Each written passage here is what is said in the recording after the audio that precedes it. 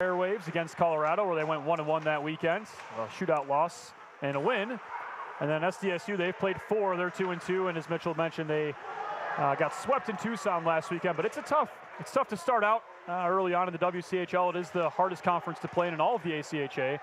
But happy to have the Aztecs playing in such a great conference, and I'm sure that's a great stop for the teams that get to play in this league. Not too bad to go to San Diego for a weekend. I would say that's a pretty nice weekend if you're a college kid. Maybe go to the beach for a little bit, relax. I don't know if that's actually what happens, but it's a pretty cool place to go. I tell you what, as broadcasters, if we went down there, that's exactly what we would be doing. That's right. That is exactly right. We don't have to work out, stretch, do all that stuff, have team meetings. No. You and I are going to the beach or the bar, or one of the two. That's right. Yeah. Find our beach, right? Yeah. Get a Corona with the lime on the beach down there in San Diego. That's exactly what we would be doing. Utah does go play there in early December. TBD to see if we'll be there or not. We'll see. Yeah, get a break from the snow. That's right. That's right. I think my wife would shoot me if I went to San Diego without her. That's our favorite vacation destination. I've never been, but it looks incredible as that puck is now played into the Utah zone. And cool to see hockey, an ACHA D1 hockey team starting up down there. They played in D2 for a long time. They were a good team, and they decided to step up, get that new challenge as Utah did a while back. And so good to see them up here, and I'm sure they will develop into a good team, because what hockey player wouldn't want to go to school there? Yeah, and one of the things about making that jump is there really is an adjustment right now. Right. When you make that, I remember I was refereeing when the Utes made their jump to D1. Now, granted, this isn't, like I said earlier, this isn't their first year at D1, but it's the first year in WCHL. Right. And there is that step up in competition, and we're seeing their growing pains that the Utes have already gone through, and now have an established program, made it to nationals last year. And that leads me to another thing that I wanted to talk about, but now's not the time as we're in the offensive zone. Take it away, brother. Yeah, it's Mike Lerda stick handling. Far side, peeling back. You can see the speed from the captain. He tries to send a pass across the zone to Noonan. Noonan goes to fetch after it. Does a good job getting a stick on it, but it is taken over eventually by Elleros of SDSU, and they dump it in and apply some pressure. And now Utah takes it out. That's a nice move there by Ethan Light. He skates this one in across the blue line. Still skating with it, getting double team, maintaining possession, fires a shot. It's a good save. Yeah, excellent save by the goaltender there. Once I see his numbers, I can tell you who's playing in net. I think it's 34, Nicholas Heinzel. Good save there. And for SDSU as well, it's a team that only had to play a year or two at most at the M1 level without a conference. For Utah, it took a long time to get into that conference, so it's good for them to join a prestigious conference. And iron sharpens iron. They're going to get better playing in the hardest conference, and that's just how it is. It's going to be some tough years, but it will. The fruits of their labor will be recognized at some point. Nice poke check there from Correa. This is a shot from the score! McDonald gives the Utes a 2-0 lead. Wow, what a backhand shot by McDonald there. And he actually showed some really good patience as he allowed Heinzel to go down and then went up high with that goal. That's a good, patient play by McDonald. Love to see that. Yeah, what a backhand wrister there from number 9 in white, McDonald. That was a beauty of a backhand shot, and Utah just over 5 minutes into this contest, taking a 2-0 lead. Yeah, and as soon as I see who, I was kind of looking away from the ice for a second, as San Diego State does take a timeout. I'll give you that second assist as soon as we see it or hear it.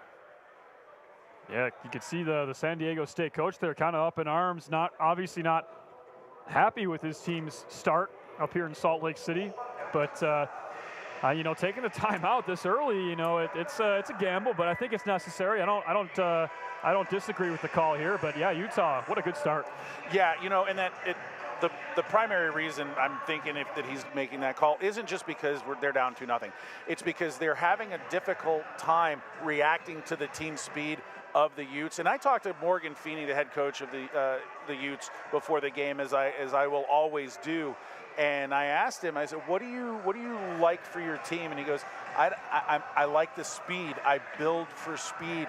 And one of the things he said, and it's hats off to the Utes, is everybody is buying in. This is the first time that he's seen the entire team have one common goal, and that's national championship. And that's awesome. In that, he told me that even the veteran players, the upperclassmen, it's more about the team than it is about individual status. They're willing to sacrifice ice time for a championship, and that you can't ask for anything more as a head coach than that full buy-in, and he's getting it, and he is so happy about it. Here's Gibney, one-time pass across on the shoot. Good save by Heinzel. Good chance there for Utah, but absolutely. And this also, you know, with Feeney being here for so long now, I think at this point, I think all of the players that are on the team may have been recruited by him at this point. I don't know if that's correct to say.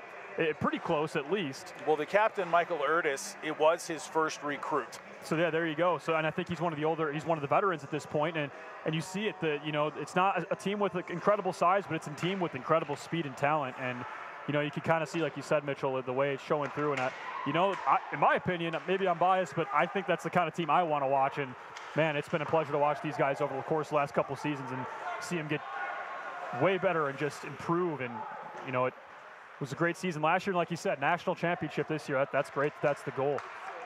Yeah, and you know, one of the things about tonight's game is he has the same decor in that he had in the first weekend of games, because he was so impressed with how composed they all were, and he said it was one of the best defensive zone coverage games that he's seen since he's taken over as head coach here a few years ago. So every guy that played a couple weeks ago is in the lineup tonight. So no D changes for the Utes. Now Utah in the Aztec zone. The puck bounces off from the wall there. It's taken over by Hennigan. Good pressure from Senegal behind the net from Utah. There's a pass intended for, looked to be Cameron Ferraz, or excuse me, that would be number 16, Colby Hennessy, but just off the mark. Yeah, San Diego seems to be having a difficult time in their D zone trying to get that puck out, especially with possession. Just like that little chip off the boards that we just saw there, picked up by the Utes, and they're able to turn it right back around to an offensive opportunity. And if you're going to succeed against the Utes, you're going to have to control the puck. And yeah, they're struggling to do that early on here. We know how bus legs could, you know, play into that, of course, but puck going back and forth in neutral zone. Now here it is. Ferraz, he skates in, fires a shot blockered away by Fuller. And now here comes Erdis, first goal scorer of the evening. Waiting, firing, good save by Heinzel. Good little low shot there. That's a difficult one for a goaltender to see, especially with a player right on top of him like Erdis was. San Diego State able to play that puck out. It's Patrick Fast getting this one in, fires a shot. It's blocked by Music. Music applies the body there on Fast, and Utah is able to get that puck away. Icing will be blown dead here. I was going to say waved off because I thought it was waved off, but it was not. Well, I want to go back to the lineup a little bit. As far as players that actually showed very well in the first weekend was Trevor Kruchek. He's out of the lineup right now. He's been out. Obviously, he got hurt in the second game. Not obviously, but he got injured in the second game, undisclosed lower body injury. I talked to Morgan about that. He said he should be back for the GCU games on the 18th. But other than that, nobody else is injured. So you can't really ask for more as a coach than to have a full, healthy lineup, save one, maybe two guys. Yes, and hopefully he is back for that series. That'd be good for Utah. There's a long stretch pass that will go. I guess there will be a penalty here, but just wanted to acknowledge that Fuller back there made a good stop on a one-timer with his pad, but we will have a penalty being called. Get this sorted out. Yeah, time of that penalty, 8:07 of the first period. Tripping is the call, and it's going to go against number 15, Landon Langenbrunner.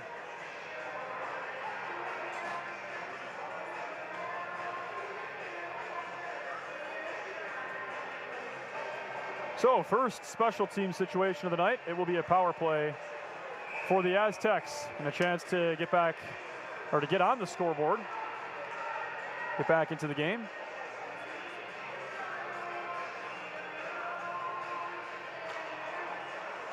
and that faceoff is won by the Utes. They send it around the boards to the near side. Puck is still in. It's Schwab stick handling on those near side half boards, plays it to the opposite side. Aztecs maintain control and get established here on the power play. Point pass. And there's San Diego State playing catch back and forth. That was Mayer and Faraz. Yeah, and good stick by Correa to break that up. That allowed the Utes to not only get the puck down the ice, but also get a good change in about 30 seconds into this power play. And now it'll be Ethan Light who takes that one away, shorthanded. Here he comes across the line, making a move, still with it, fires a shot, he scores! What a move by Ethan Light! 3-0 Utah, and that's a shorthanded goal. What a move in the high slot by Mr. Light. Yeah, and time of that goal, 8:53. And I mean, Ethan Light loves to have the puck on his stick. You see it every game. He'll dangle around a couple guys, but he didn't have to in that one.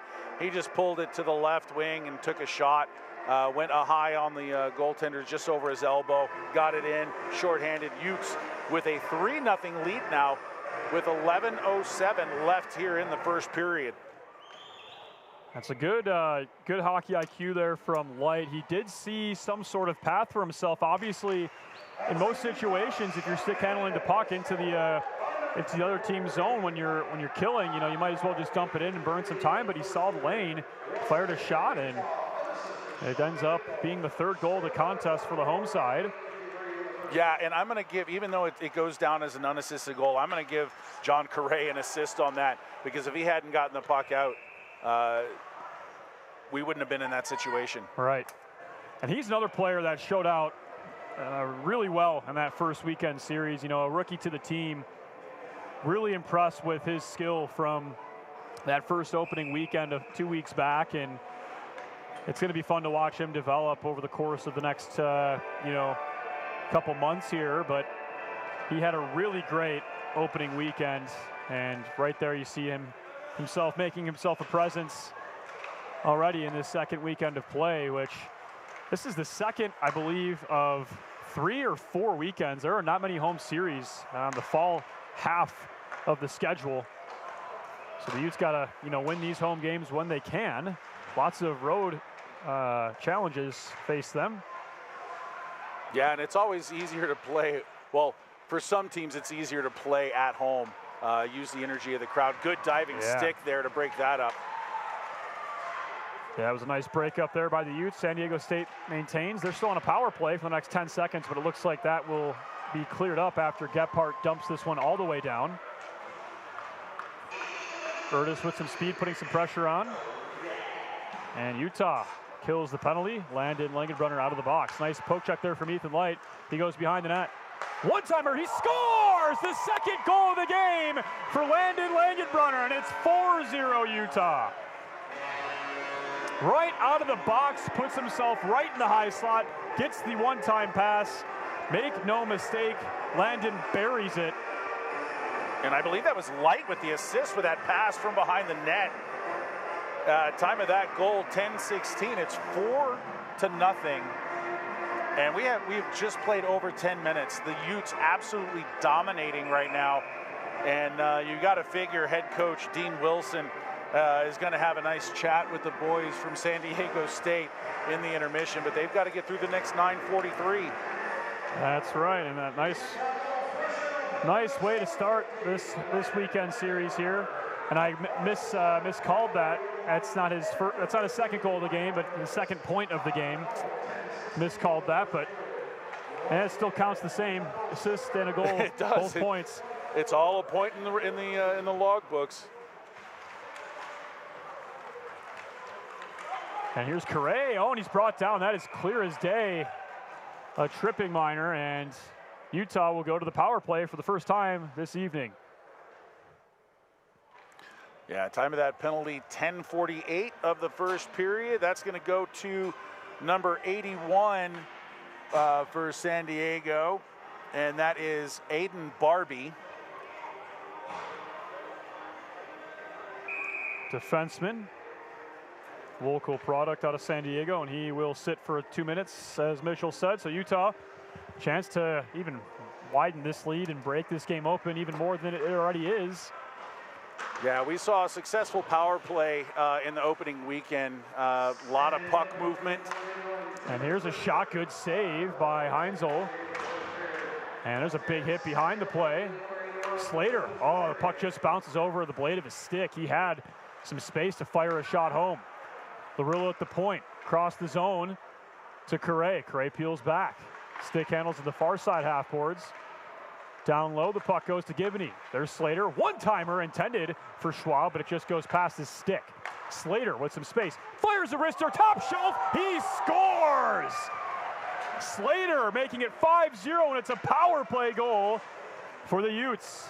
Yeah, that only took 35 seconds off of the clock on the power play for them to get it. And right there, you can see the puck movement I was referring to. They moved the puck really well. You saw Correa take it all the way down, almost to the goal line, back up to the half boards, dumped it back down below the net. I mean, the movement north-south and east-west really gets that box moving and collapsing, right, which allows for that shot. But I tell you what, Slater's shot was top corner, like almost hit the elbow. Right, yeah, I mean, it was perfect right in there in that corner where they put that target for the NHL skills competition. He would have got some major points there. There's a shot gloved up by Heinzel, but you could kind of see it. They tried to do it once there. The puck hopped over his stick. He didn't get a shot off, that being Slater on this near side. And then they did it again. It worked out perfectly, exactly as they wanted it to. And that's what you want to see after a tough first weekend on the power play, a little bit rusty, right? You're starting the season. You can already tell Morgan Feedy and the boys worked on it, and they look sharp on that power play. Like you said, I mean, what was that, 25 seconds into the power play, and they scored? It was unbelievable. Nice hit there from Larillo as well, and then he's brought down. But Utah's able to break this one out. Yeah, San Diego had possession of the puck and got it in because of a little missed play there, but Larillo, he's built like a linebacker at 5'9" or however tall he is. Let's see, Larillo is... He's 5'8", 185. Big hit in that far corner, put on by Kraft. That's dumped all the way down. And San Diego State still killing, right? Or actually, I take that back. It's still up on the scoreboard, but they're not still killing. Yeah, we're playing 5-a-side, full strength. Gephardt for Utah makes a nice move in the neutral zone. He dumps it in. And Gibney will chase after this one for Utah. Yeah, and Gephardt took a big hit there for his troubles. But, I mean, that's kind of the sacrifice that I was talking about with the whole team buying in and looking out for wins as opposed to, goals and assists and those personal numbers. Gephardt is a good example. As a matter of fact, after our second game last time we were at home, Trent Gephardt got the Hard Hat Award from the captain, Michael Ertis, in the locker room after I was lucky enough to be down in the room to see it. And it was because of his hard work on the ice. He may not get a ton of minutes, but when he's on the ice, he's able to make a difference. And those are the kind of things that Coach Feeney is looking for from his players. And like I said to start off, he's getting that from every single one of his players, freshman, sophomore, junior, and senior. And now here come the Aztecs the opposite way. It'll be Cathol skating it in. Heads up, young lady. Even though there's a net, that net has some give to it. That's right.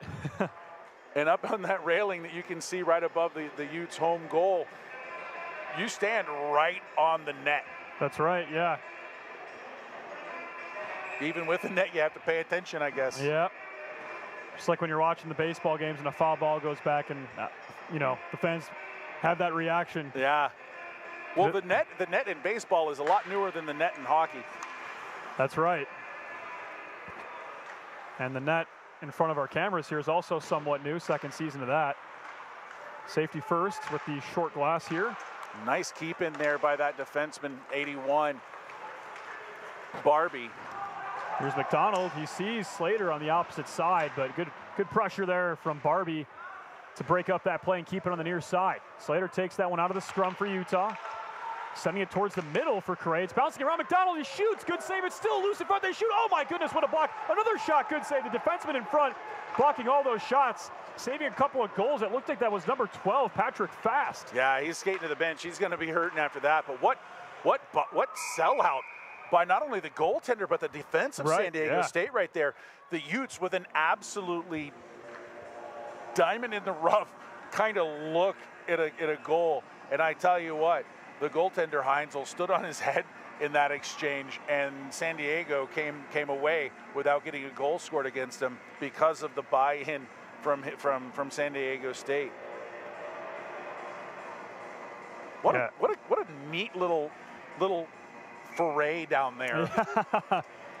Yeah, good pressure. And I mean, if you're San Diego State, I think that the strategy right now is just answer. You know, like show that you've got a pulse, right? Like, and that can do a lot for you, right? That can get you back. You know, it'd be tough to get back in the game at this point. Like, I don't want to say the game's lost. It's, you know, still the first period, but you know, it's just, you know, you just got to show some signs of life here and get the boys going a little bit. But right now, Utah just firing on all cylinders. Yeah, and you're talking about answering back, showing some signs of life. Here at the ACHA level is different than where I've been in juniors for the last few years. You can fight. Here in the ACHA, you cannot fight. Right. So your actions have to be putting a number on the scoreboard. Right. You can't have any fisticuffs. So it's a little bit different. You have to maybe a big hit can do it. You know, maybe a strong shift, a nice forechecking shift where you keep the puck in the offensive zone for 20, 30 seconds. That's the way that San Diego can also respond to the Utes' attack. There's a big hit right there on Donovan from SDSU. Now Utah takes it over. Sunigal stick handles over to Donovan. Runs into an Aztec there, and we will have a penalty.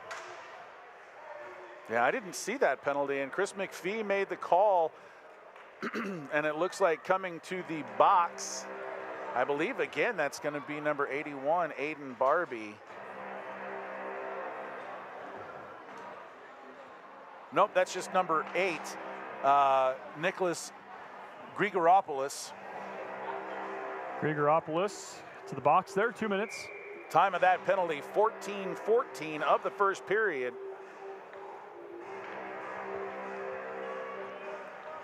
Utah already 1 for 1 on the power play this evening.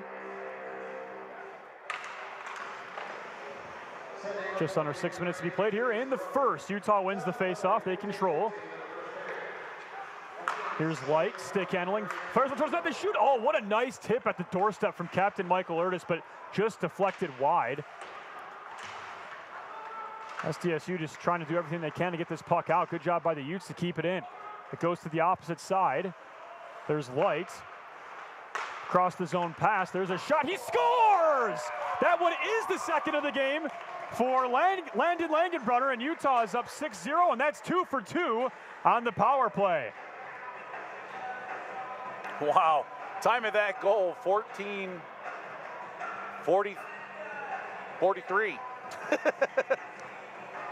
And we'll make a goaltending substitution here. San Diego State taking out Heinzel, or excuse me, no, I believe they're just giving him more water for a second. 34 still in the game, 31 came out to give him more water, that being Liam D, the backup goaltender. But what a shot there from Langenbrunner. That was a sweet shot. I mean, just up there on that the back bar, you can hear it. It nailed that thing, and that was a great shot by him. Yeah, and an equally well-executed pass by Light across the ice. Nice, hard.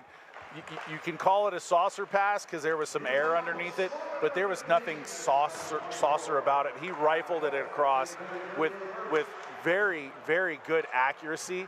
And, you know, Langenbrunner didn't have to wait, didn't have to fumble with it. He was able to get that shut off really quick, and you're not going to make that stop. Yeah, I mean, that was a great pass. Great point there. I mean, kudos to Light for that. That was an amazing pass. And how about that? It's the first period. We're 3/4 of the way through the first period, but we weren't when that goal was scored. And Landon Langenbrunner's got 3 points tonight. What a great start for him tonight. Absolutely. You can't ask for anything better. No, you really can. I mean, if you're Morgan Feeney right now, same case. I mean, You're 2 for 2 on the power play. You absolutely turned that around 110% since the last home series. And this team is looking really good to start this season and looking, ready to take on some more of these tough teams in the WCHL on a couple of these road trips.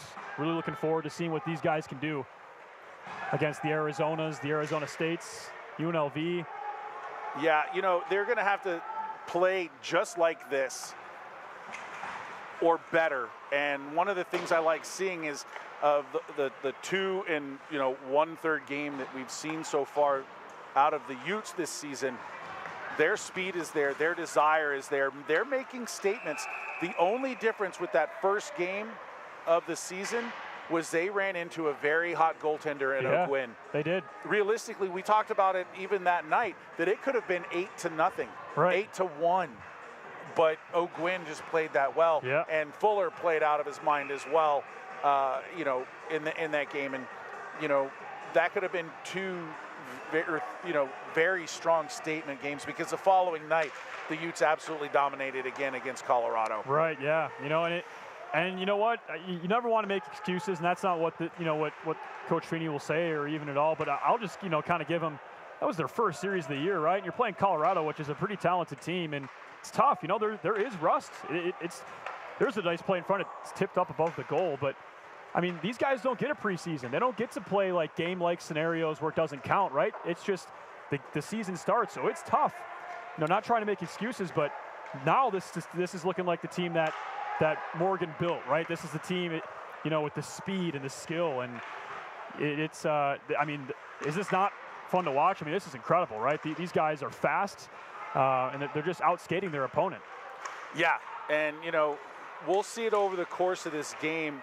What kind of will, or rather stick-to-itiveness San Diego has, because they're still out there. They're competing. They're throwing hits. Right. You can tell there's some frustration with San Diego State right now, because they played Arizona, last week and took the 2 losses, and that was a conference game just like tonight is.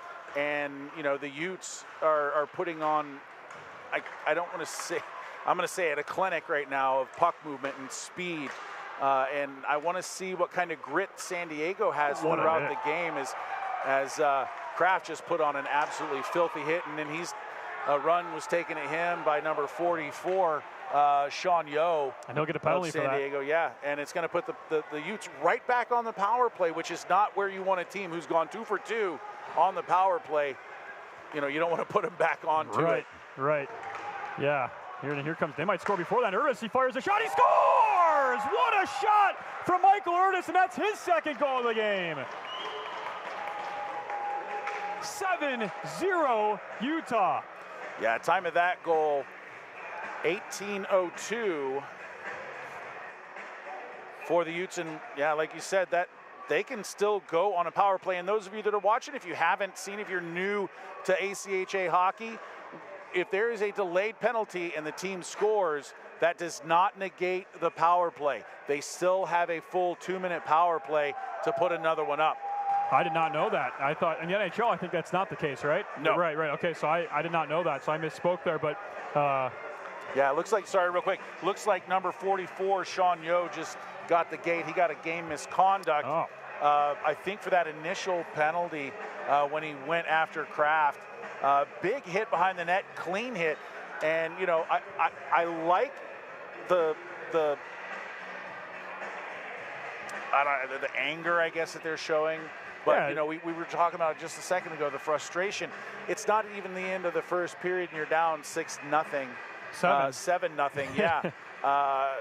With, just under 2 minutes to play. But it will be a 5-minute major to number 44 and a game misconduct for roughing to number 44, Sean Yo. And serving the penalty will be number 33, Connor Hennigan. And for Utah, it's a 5-minute major, so they get to score at will. And for San Diego State, that is not a good thing, considering Utah has not missed on any of their power plays, that being 2, but still significant. Yeah, and with that, they'll have 2 minutes this period and 1 minute and 58 seconds, 2 minutes and 58 seconds of the first 3 minutes. on the power play, score at will. That's right. So, we have to keep our heads about us as the Utes, because this game on the scoreboard has already gotten a little bit out of hand. Game misconduct. Hopefully that kind of settles the ire of San Diego State a little bit. But they're going to have to keep their heads, but play physical in order to even just claw their way back into this game that's gotten out of hand already in the first period. Yeah, I mean, like you said, they're still skating hard and applying the body. They're playing a physical game. It's just, at this point in time, nothing has really gone their way yet. It's just, Utah really just looking really good. It's less than a minute to go here in the first. He skates that one in, sends it to the point, and just like that, Utah just able to set up quite easily on this power play. There's a shot from Larilla. Good save by Heinzel. Yeah, and Gibney, I think he deflected that over the net. He was trying to get it deflected down, but it looked like he deflected it up. But good job getting a stick on that puck right in front of the net.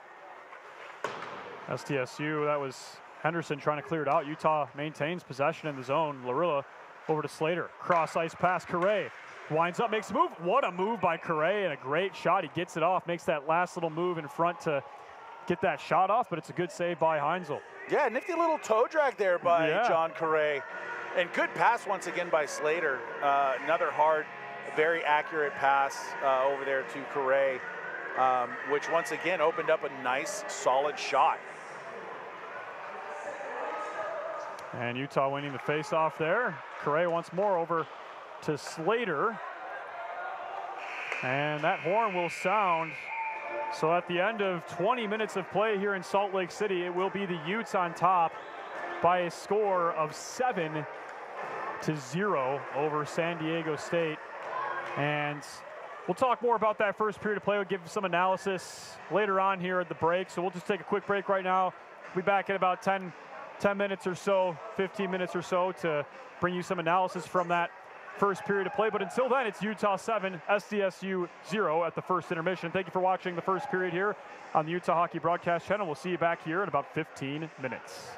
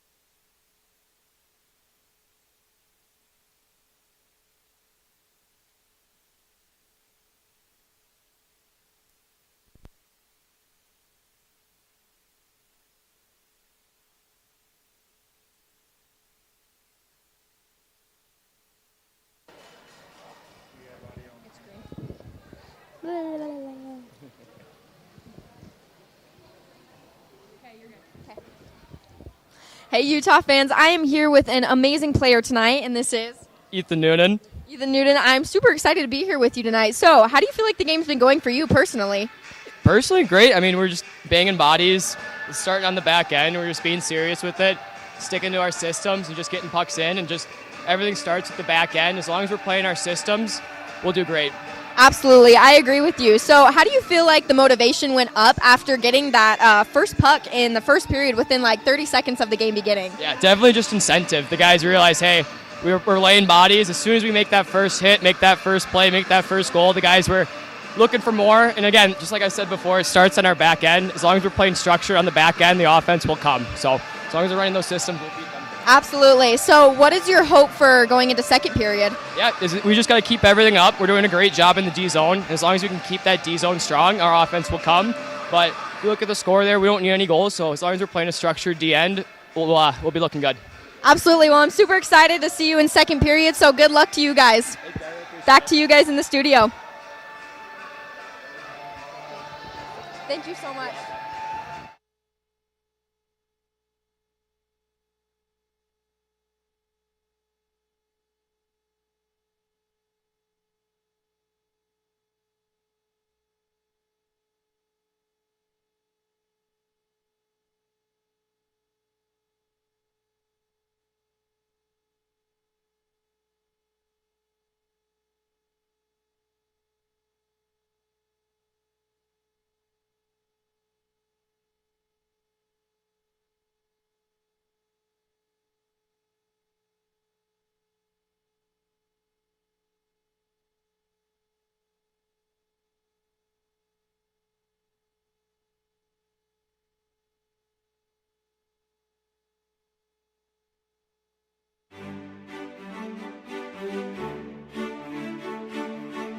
Welcome to the Rocky Mountains.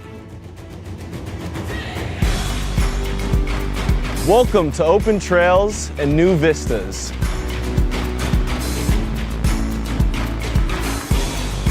Welcome to stunning Red Rock.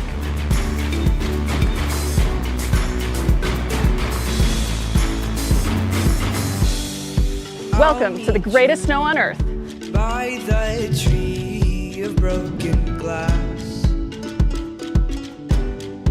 where the home. Welcome to game day fun. Anything could last. So let's go and take the words that we know. Welcome to the party! Of thoughtful dreams. But if you listen, you can still hear. Welcome to Pac-12 Sports. Our names, calling out our names. Welcome to world-class research. We'll keep on standing tall. This world is in our hands. So get up and grab your Welcome to the arts. Have no trip. We are tough as nails. Come on, this is our land. Welcome to real-world experiences. We can go to that bridge that crosses over fear. Welcome to a great education. Of love and what it does to those they hold near. So let's run till the water. Welcome to new friends. We can toss our worries far away from our hearts. And if you listen, Welcome to the time of your life. not hear them calling out our names, calling out our Welcome to all you can imagine. Though we might faint and fall, we'll keep on standing tall. This world is in our hands. So get up and grab your walk and see. Those gray clouds look close, but we have come and gone. Welcome to the University of Utah. So get up and grab your walk and see.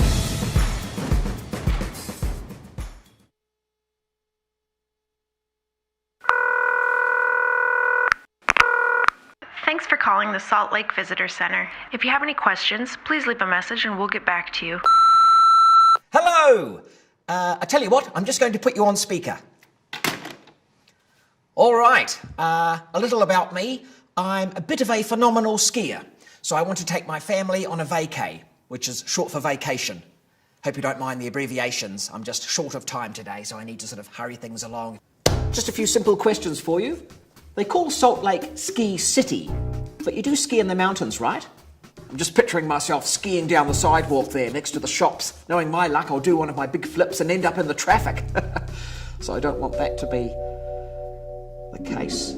Look, I've got to go. You're really keeping me here. Although I will say, I'm going to see your Utah Jazz play a basketball game. And I've heard there's a couple of Australians in the team.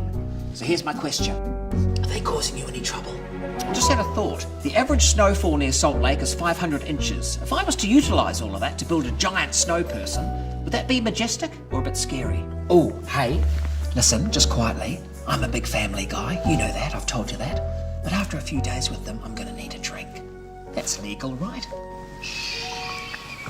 I hear Utah has the youngest population of any state.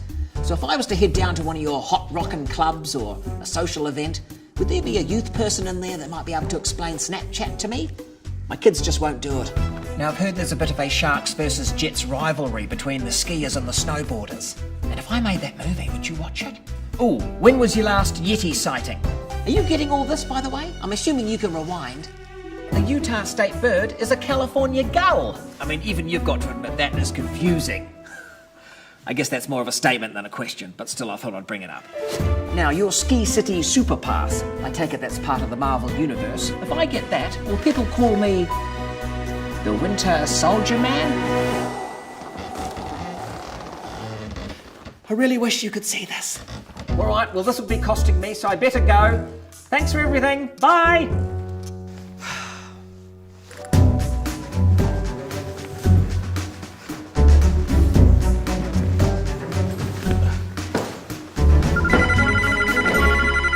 Hi, this is Beth from the Salt Lake Visitor Center calling you back to answer your questions. First off, yes, you can absolutely drink here. We'd prefer if you ski in the mountains, and I'm happy to call you Winter Soldier.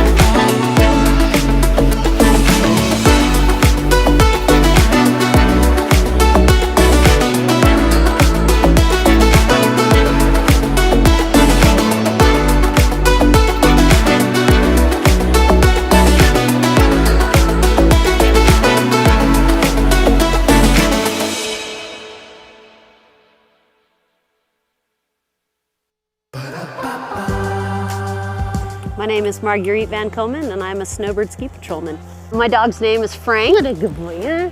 What a good boy you are. I start every morning waking up and having breakfast with the dog, and then we finish every day having dinner together, but everything in the middle changes. We train them using their own instincts, so instead of hunt for dinner, they're hunting for humans. A lot of thought goes into choosing these dogs. Number one, they've got to be able to handle the cold. Number two, they got to be pretty hardy. And three, we're looking for very high drive dogs. The dog that is gonna chew your sofa up at home, we want that dog.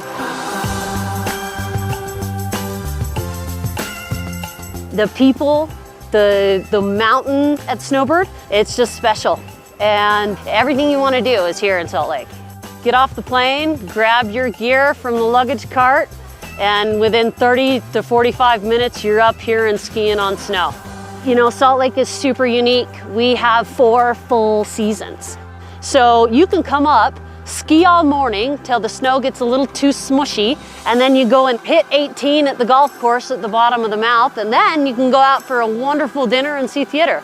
It's amazing how much you can fit into your day. And not only do we have everything that you want to do, but we have great people to do it with. Everyone wants to be outdoors, happy, and go and play.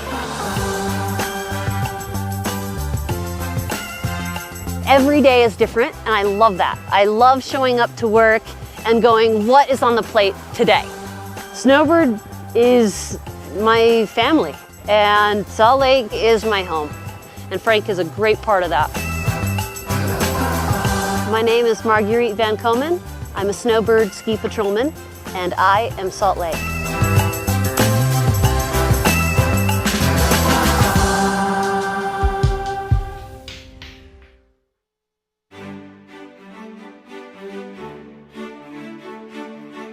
Welcome to the Rocky Mountains. Welcome to open trails and new vistas.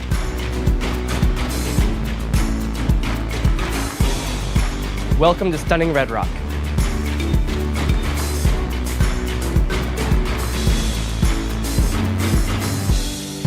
Welcome to the greatest snow on earth.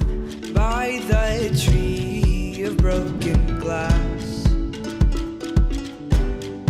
where the home. Welcome to Game Day Fun. Anything could last. So let's go and take the words that we know. Welcome to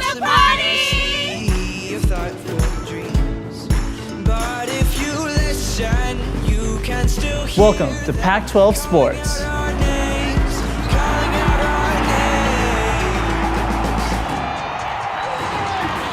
Welcome to world-class research.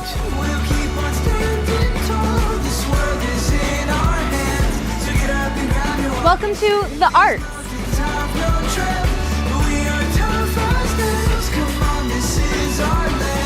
Welcome to real-world experiences. We can go to that bridge that crosses over fear. Welcome to a great education. Love and what it does to those they hold near. So let's run till the water. Welcome to new friends. We can toss our worries far away from our hearts. And if you listen, Welcome to the time of your life. not hear them calling out our names, calling out our Welcome to all you can imagine. Though we might faint and fall, we'll keep on standing tall. This world is in our hands. So get up and grab it, walk and see. Those gray clouds look close, but we have come and gone. Welcome to the University of Utah. So get up and grab it, walk and see. Welcome back to the broadcast, ladies and gentlemen. It's the first intermission show. It's myself, Mitchell Slott. We're very happy to be here. And we're even more happy because Utah's winning this hockey game 7-0 right now.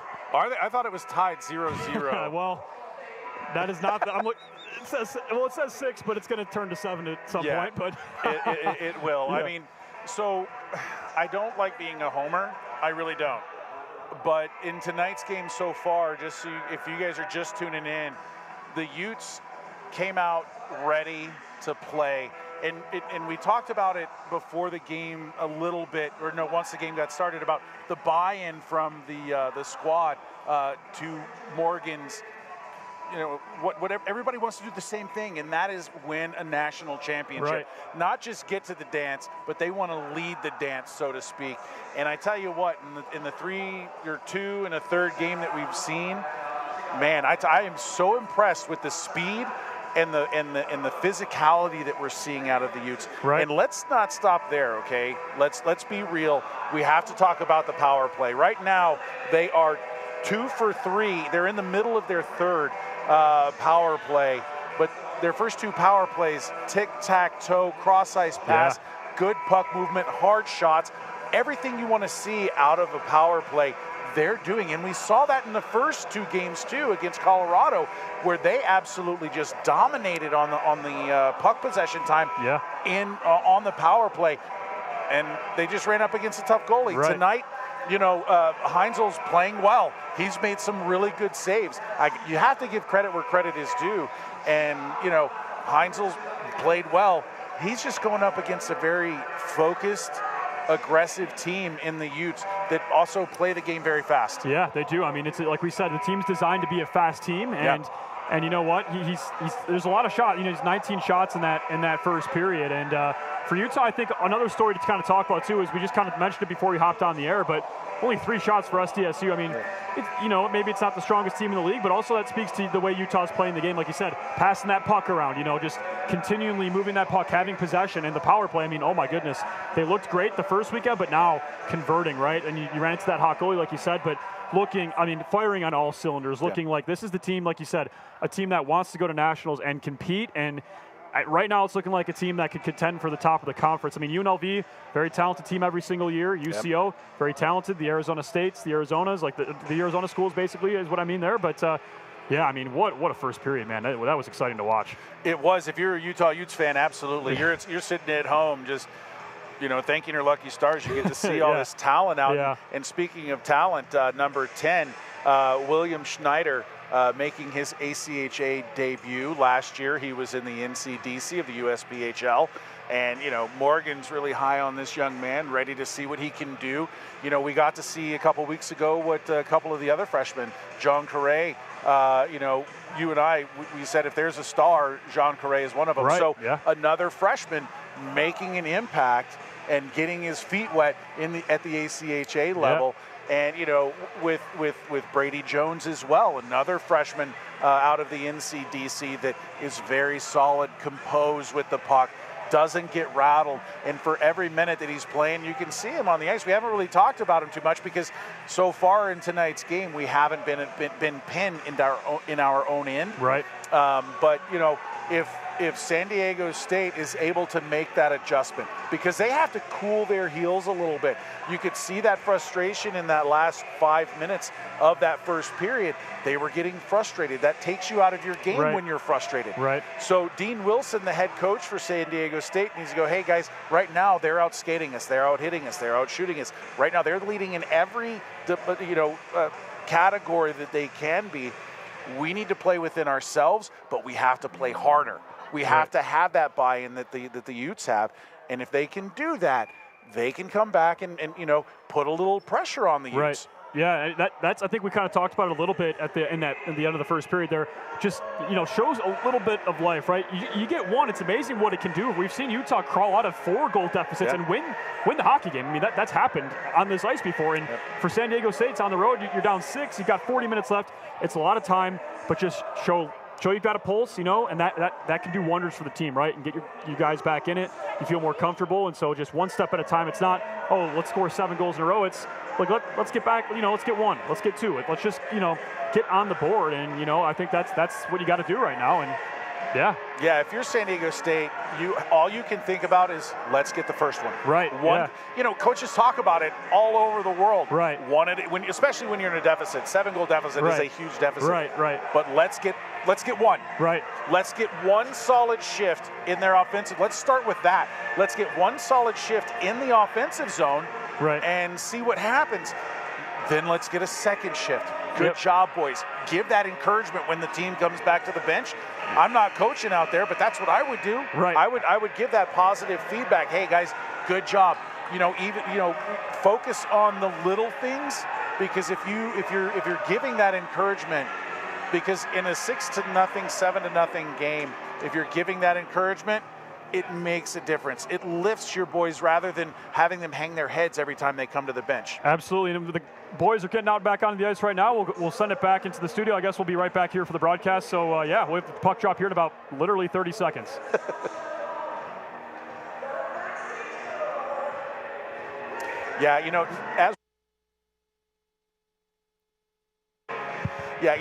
As we're getting ready here for the second period, just to continue with what I was saying about the positivity, if you, and I've seen it both ways.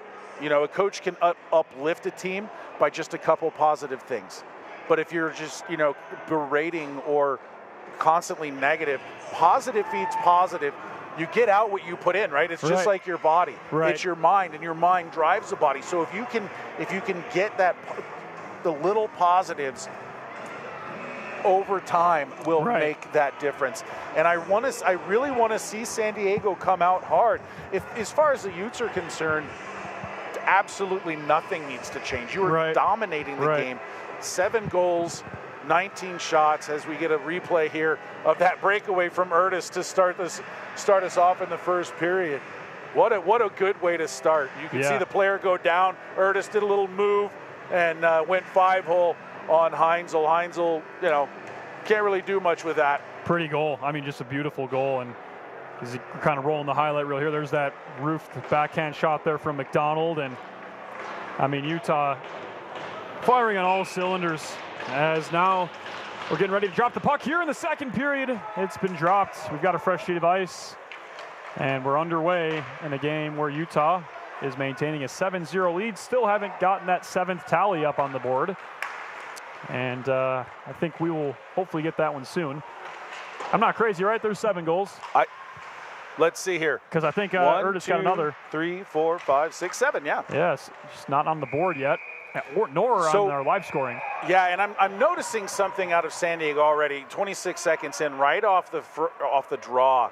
A couple players tied up, and you could see the Utes player, I believe it was number 18. Number 18, Brady Jones, that was trying to skate away, and the player, from San Diego was still going after him. And now San Diego is going to be down 5-on-3 as they take another penalty. This penalty coming to number 3 Cameron Henderson. Time of that penalty, 26 seconds of the second period. I believe roughing is the call. And that's devastating. That's 2 minutes of 5-on-3 hockey. Devastating if you're San Diego State. And then another 37 seconds of 5-on-4. So you have to be smart. Now it looks like the captain of San Diego State, Marcus Kim, skating to the box. We've only actually got the 5-minute power play up on the board still. So 5-on-3 for the next 2 minutes. Not the way you want to start a period. No, I mean, that probably goes against every single thing that their coach was saying in the locker room. If you ask me, I mean, talk about digging yourself a hole. Here's Langenbrunner off the face-off that Utah won, and they'll control here on this as long as the 5-on-3 can basically get. It's McDonald at the goal line for the Utes. Point pass to Langenbrunner. He stick handles up at the line. Nice block from the defenseman there from San Diego State, that being Barbie. But Utah maintains possession. It'll be Langenbrunner. Nice little nifty backhand toe. I can't even say what he did. And nice one-time pass to McDonald that was just off the mark. If he fired a shot just wide. Here's Langenbrunner. He fires a shot. Blocker save. Yeah, I think that actually went off of the knob of his stick. Here's Delaney at the point. He fires a wrister, and it looks like she scores! It's a hat trick for the captain, Michael Erdis.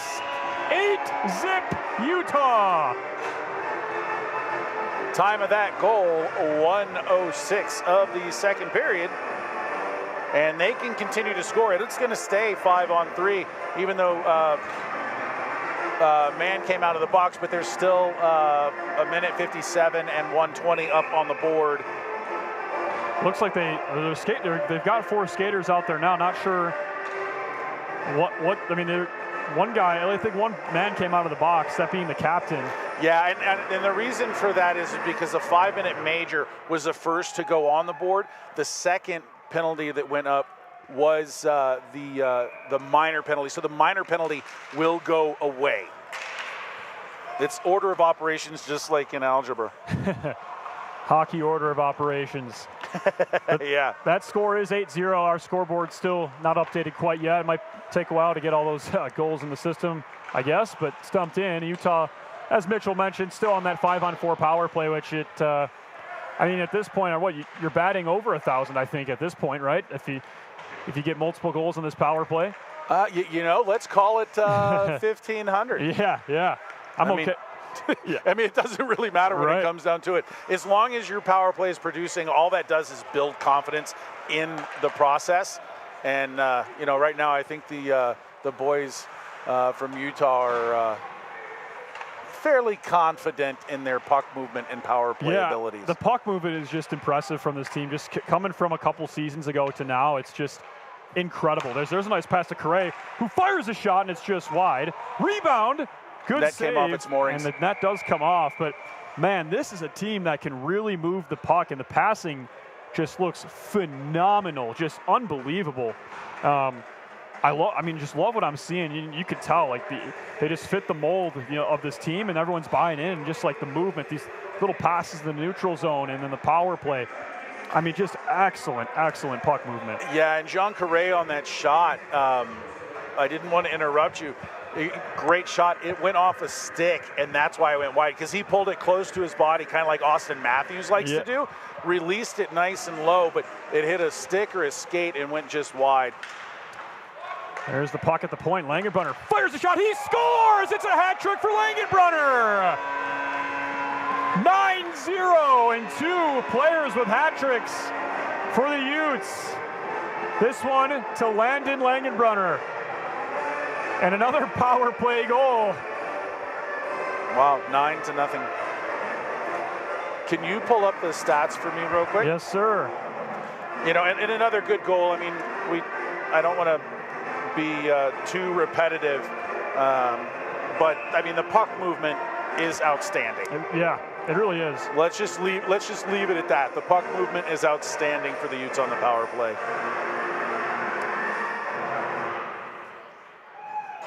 Still no updates on the goal board. Okay, we've got 8 now. There's 9. Should be 9. Yeah. Utes win the draw, bring it in the zone. And here's Langenbrunner again. They send it towards the middle. It's just wide. Looking for a tip there in the low slot. And still 30 seconds left on this major penalty power play. Oh, what a backhand pass there from Langenbrunner. Delaney to Light. Light fires a shot. It's deflected a couple of times, and it goes up and out of play.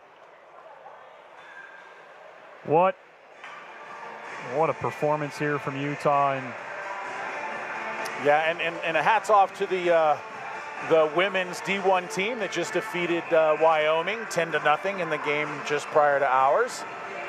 So way to go, ladies. Yeah.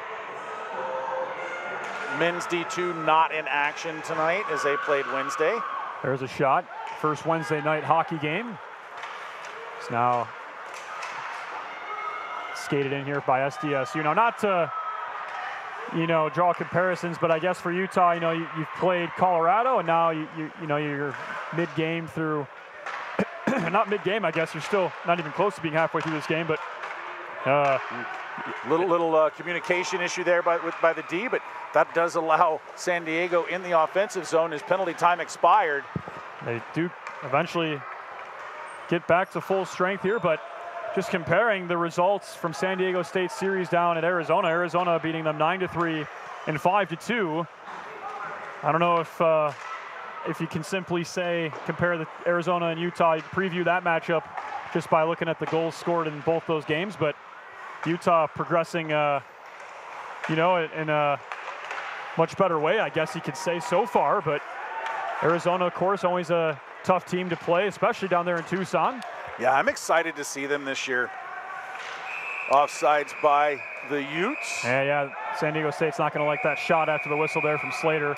But again, I'm going to say this, I'll say this all day long. You have to be smart. You have to keep your head about you. You can't, the shot was after the whistle, but it was pretty much simultaneous with the whistle. Don't lose your mind. You're down 9-0. You have to dig your way back into this game if possible. If you're running around trying to, take guys' heads off, it just doesn't bode well for you in the long run. In games like this as well, if you're San Diego State, which I totally understand where this team is and where they're coming from in a game like this. I've called games on the opposite side of this, multiple years ago for Utah when they were still early in the men's one phase, and UNLV was doing this to us on our home ice. It's tough. You get frustrated, but you don't want to see suspensions coming in a game that is, more or less sealed up at this point, right? At this point, you just got to try and play your game and focus on the little things. You almost at this point in the game want to treat it. It's kind of like a game like practice, and you can try and improve some things, but you just don't want to see guys getting injured or suspended when the game is, if you ask me, almost on ice. There would have to be a pretty major breakdown by the Utes. A good back check there by number 3. Now Sinden. And there's the for Utah making his debut tonight, skating that puck in. That was William Schneider almost having a chance there on the breakaway. Gibney avoiding the check. And now here comes Schwab on the breakaway. Schwab shoots, good save, rebound. Oh, and it just got away from him, but a good chance nonetheless from Schwab. He skates it right back in. He wants that goal, has a shot, good save. Jones trying to fire a shot off, doesn't get enough on it, and it eventually ends up into the near side corner. Yeah, and another penalty coming against San Diego State. Brett Fuller with his hand up. Cross-checking will be the call. Time of that penalty, 5 minutes exactly into the second period. Going to the box is number 42, Ryan Elleras. Sorry, guys. Those of you watching, he's trying to get the names right, and I keep flipping off the roster to look at the stats. So that's on me. That's not. He is as good as a broadcaster as they come, but it's on me. So we're flipping between those. Well, the thing is with things now, as the puck comes free. Here we go. It's San Diego State skating it in. They fire a shot, and Fuller makes a nice save. Utah charging now. It's Langenbrunner across the red line and into the zone. Langenbrunner looking for that fourth goal. It's then poked away and sent the full length. Yeah, good D there by number 13 for San Diego State. That is, he's not on the roster. Oh, the jersey number must be wrong. Oh, 33. I'm sorry. Connor Hennigan. as Heinzel makes a good save. Utes put on another shot. But what I was saying before they had like a little 2-on-1 there, did San Diego State, was that with the technology, I need to bring my computer so we can both have, and I have a computer that I could bring. So next time I'm here, we'll have 2 computers up here. And if broadcaster Patrick could do his job and print the rosters too, that would probably help us too, right? No, we're all good, buddy. As there's a play from the Another score. goal. I think it's Gibbity. Yeah, 27 with a goal, and it bounced off the head, I believe, of number 16 for the Utes. That being Joseph Young. Joseph Young, yeah. Or is that number 12? Brady Schwab, who's going to get the assist. But the goal will go to the Utes, and that is a power play goal. So that's 4 power play goals for the Utes. Time of that goal, 5:37 of the second period. And Mitchell is running out of room on his goal sheet here. Yeah. But it's okay. I have other pages I can continue. Because I also wrote my game notes on the same page, which I really didn't intend to do. But when I was talking with Morgan before the game, it was just right there. So I just started writing. I didn't want to flip to another page. Good interception there by San Diego. Yeah, Benajar there making a nice telegraph pass play there. And now Utah will come back the other way. And there's a giveaway. Sonnegoal with some space. Good glove save by now the new goaltender in the game for SDSU, that being Liam D. Yeah, what a tough. I mean, you could say it's a tough spot to come into because, like we were talking about, this game is pretty much, I don't want to say done, but I mean, 10 goals is a lot to come back from, especially early in the second period. That's a touchdown and a field goal, so. Yes, it is. Different sport. Or a bunch of home runs. Or if you're playing small ball, a lot of hit and runs. San Diego changing goalies, I think that's good because you don't want to allow your goaltender to face, probably now about 25, 26 shots, if not more, with, and allowing 10 goals. You don't want an unconfident or big hit there behind the net. That'll draw another penalty. And this one's going to go to number 881, Barbie, and taking the frustration's boiling over. For Utah, just skate away. Jones tied up with number 42, Elaros, and number 8 losing his head as well. So Barbie will go to the box. There'll be more. Yeah, I would imagine Brady Jones for the Utes and Ryan Elaros for San Diego State will go to the box. But you also have another little tussle going on along the boards. Chris McPhee trying to get everybody separated, as well as Gephardt. The smart one. He's just putting his arms up. That's the smart thing to do. Just let them draw the penalty. Yeah, if I'm Gephardt, if I'm a player down there, that's exactly what I'm doing, putting my hands up and not getting involved, and just let them take all the penalties. Yeah, and Sonnegoal did a good job too. He got it. He took a couple fists to the face and didn't retaliate. That is really good discipline by the Utes. Yes. And I have to say it, exact opposite on the Aztecs from San Diego State. We were going to have 4 guys in the box for San Diego State. Looks like 2 are in the box from the Utes. Yeah, and if the numbers stay like they are, we're going to have another 5-on-3, if not more. Now we have 6 guys in the box. And I think there's going to be some players from San Diego State tossed from this contest, as it looks like the referees are kind of giving that signal. They're putting their arms up. I don't know what they're confused about. They started all that, so that's on them. And so that I'm just going to just call it as I see it. That's our job.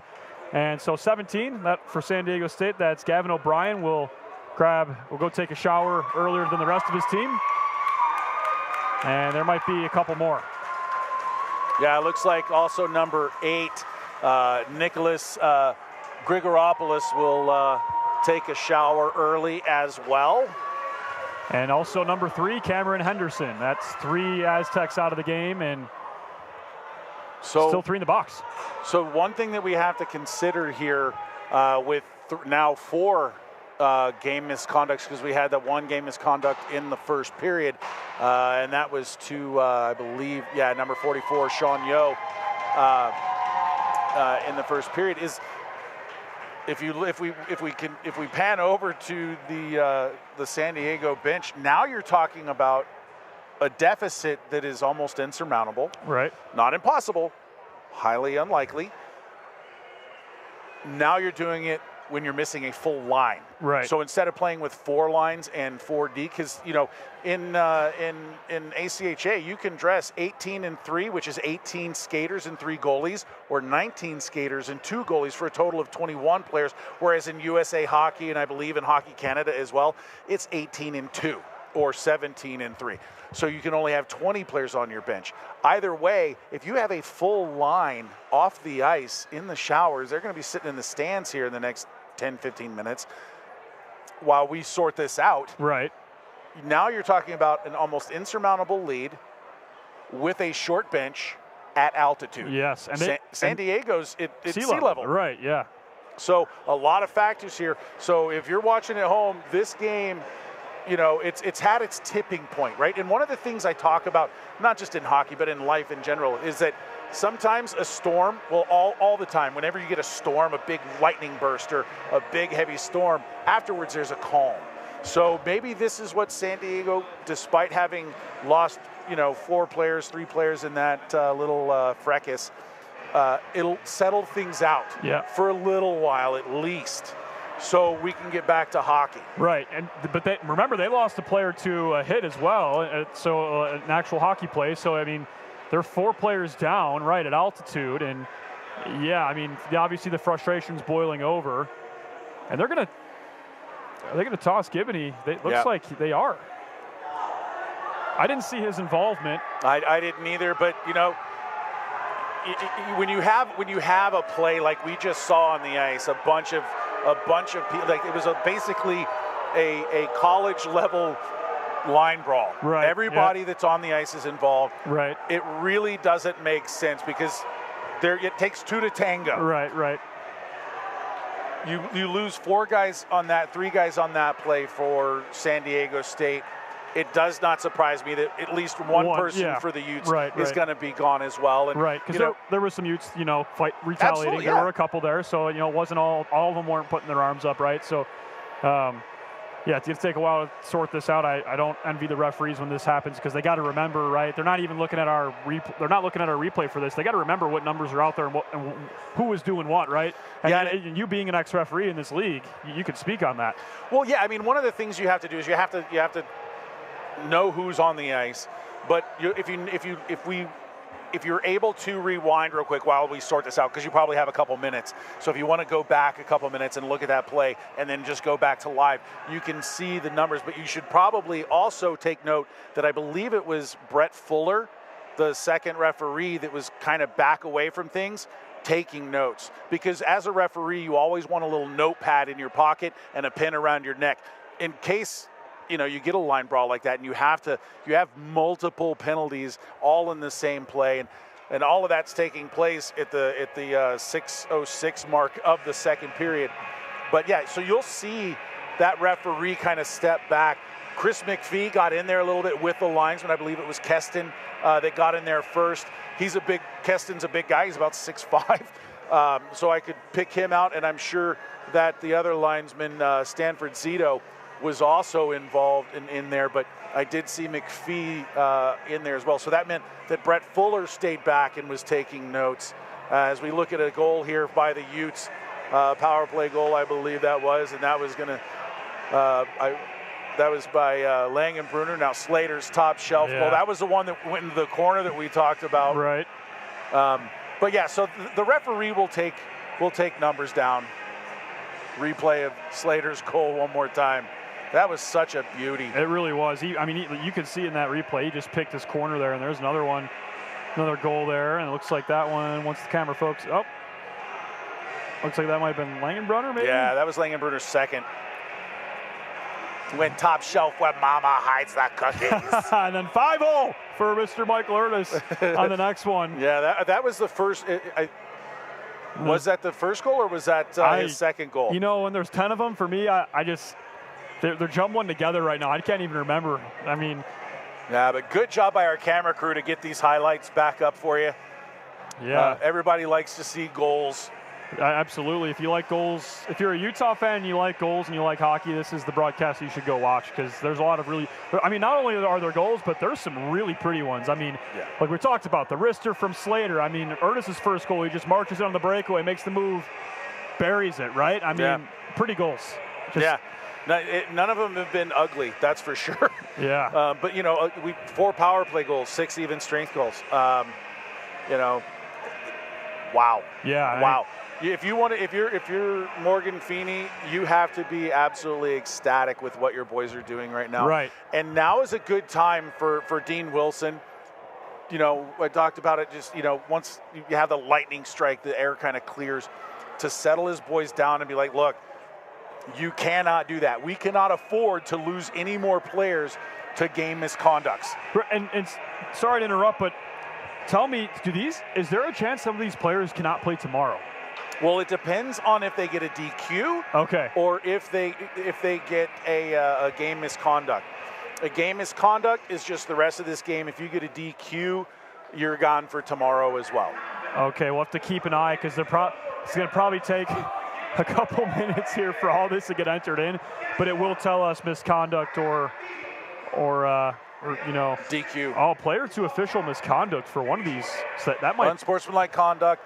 Basically, that's in the USA Hockey rule, but that's 601. That's abuse of an official. That means he got in trouble because he was running his mouth to the official. So is that a tomorrow? No, that's a 2 minute. It's a minor. It's a 10-minute misconduct because you have that progression 2, 5, 10 game DQ, right? Right. So that means he probably started right here with unsportsmanlike player to player. So there's his minor on that play. And then to follow that up, he was talking to the referee. Okay. That's a 10. And then he's out. Because there's not a major for unsportsmanlike conduct. Okay. It's not like a slash or a rough or a cross check. Because there's only certain types of penalties that you can actually call a major penalty for. Unsportsmanlike conduct isn't one of them. Well, we'll now have a face-off after all that's sorted, and still somehow, some way, there is still just under 14 minutes remaining in the second period. And I didn't even write any of that down. Like I don't have enough paper for that. Yeah, you're going to fill up your notebook from tonight. I mean, even if you wrote all that down, I mean, think it's 100. My goodness. It's 70 sheets. So I'm already went through, 4, 5 this season, and we're in game 3. And then looks like, Michael Ernest, the captain's going to take a seat in the penalty box. Oh, it looks like that might be a delay of game for the face-off. I wasn't paying attention, but I was not looking at the ice.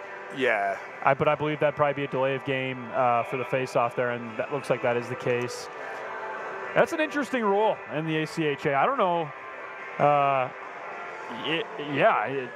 You talking about the delay of game for the face-off? Yeah. Yeah, and that's the same way after icings, believe it or not. If you get tossed from a face-off after an icing, it's also a delayed penalty. Yeah, that's an interesting rule.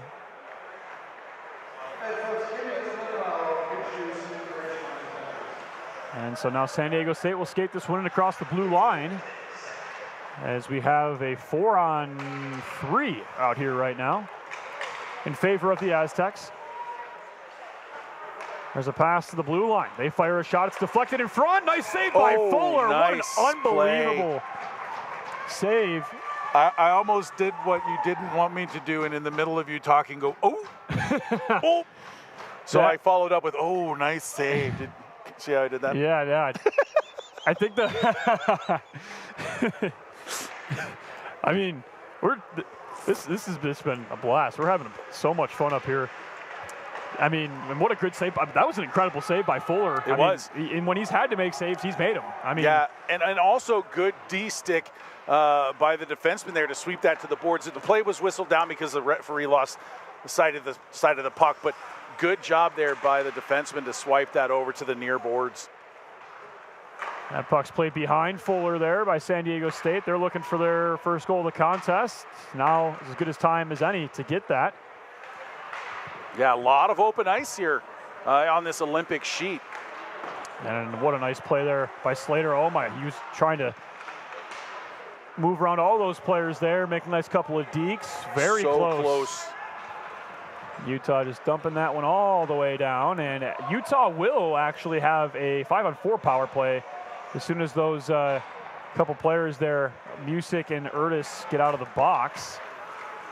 And then it looks like Donovan's sitting for something for Utah, and Fuller covers that one up. Yeah, that was a tricky little bounce off the glass there. It came right out in front of the net. Good job to get the puck towards the net by San Diego and use that time on the 4-on-3 because, you know, like we were saying, there's a ton of ice. It's Olympic ice. That means they can move the puck around quite a bit. Utah did a good job to win that draw, sent all the way down on net by Noonan. Yeah, he kind of hesitated, and he's like, yep, I'll just send this one the full length. As SDSU will skate it in. Nice move there, but Utah's got a man there, that being Sendin. Players in the box for San Diego State wanting a penalty on that defensive pinch there by on that rush, and they're going to look for another one there as Sendin took his player down. We have a whistle, and I'm not sure what it was for. Puck went out of play. Hit that netting up right above the scorer's booth there. But Utah now on a 2-minute and 57-second power play, 5-on-4. I think they've been perfect on the power play tonight. Like literally, I think every power play they've scored at least once on. So this would be another chance for that. Yeah, there was one opportunity that they were 5-on-3, and then we got another penalty and didn't score on that. So that doesn't go down as another power play opportunity. So yeah, I believe you're right. I think they're batting 1,000 tonight, and maybe a little bit more. Yes, here comes Langenbrunner. He skates it in. Trailing him is Ethan Light. And now he gets the puck at the point. Passes it over to Delaney, who fires a shot just wide. Light will chase after it. Far side half boards down low to Urtis. He leaves it for McDonald, who's behind the net. He loses the puck, goes to the point. Delaney, one-timer from Light. Good save. Yeah, and Light didn't get all of that. It was kind of a knuckle puck as it was flipping end over end towards the net. He wanted it to be about 75, 80 miles an hour, and it came off his stick by about 30. Yeah, right. Yeah, I was flipping around there. Did not get all of that. No, and that usually happens like when you hit it off your heel or the tip of the toe of your blade. You just don't get all your wood on it, all of the wood of the stick or the carbon fiber or whatever.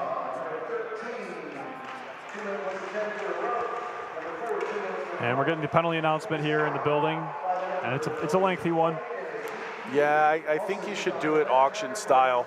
I think that would be entertaining. I think so too. I don't know if Justin has that skill or not. Justin Long, our PA announcer here for the Utes, longtime PA announcer, as a matter of fact. He's a man of many talents. There's a shot just off the side of the net there, and it will find its way out of the zone. Delaney circles back over to Light in front of his own bench on the far side. And gives it back to Delaney, who skates it in. He's got some space, leaves it for Light. Light with some space, fires a shot. Good, he scores! Scores 5-hole, Ethan Light. It's 11-0. What a shot. It went in and out so fast, I thought it was a save. Yeah, wow. Because it sounded like it hit the pad. It had like that hollow sound to it. I think it went through, went 5-hole on the goaltender and hit the pad in the back of the net and then came back out. It made that funny noise, but I mean, like they say in golf, you could say in hockey too, there's no pictures on the scorecard. It just counts if it goes in. Absolutely. And time of that goal was 9:31. It was another power play goal, and the power play will continue as number 11 for the Aztecs serving that major penalty. And that is Nolan Conrad. And we'll have another penalty for tripping against San Diego State. That'll come on to number 9, the captain, Marcus Kim. Time of that penalty will be 9:52. That'll put them back 5-on-3 for the next minute and 15 seconds. And as I do in most of these games on the broadcast, to clarify, now obviously, you know, there is gamesmanship involved in any collegiate sport or any sport in general, right? In most sports, you'd have the boys back off in a game like this. However, the reason you typically actually don't see that in the ACHA is because the rankings that get you into the national tournament are computerized, and it is done, and goal differential is factored in. So, I mean, strength of schedule is factored in as well, but goal differential is factored in, which is why when you're rolling like this on a team where you can get a lot of goals, you're going to do it because it's going to help your ranking. And so, you know, obviously there is the gamesmanship, right? Like, you know, they're already down by 11, right? And it's a hockey game. They're not going to score 11 goals in the next, you know, period and a half. But the ACHA rankings do take into account goal differential, which is why Morgan Feeney does not have his guys letting up. It's you know, he means business when he says he wants to win the national championship. You got to improve your ranking however you can do so. You're going to be playing some tough teams where it might not be easy to score goals. So when you get them, you take them. Yeah, and it's like the NCAA football. Like if you, ooh, there goes another penalty. That'll be a boarding or a check from behind as the Utes get off another shot.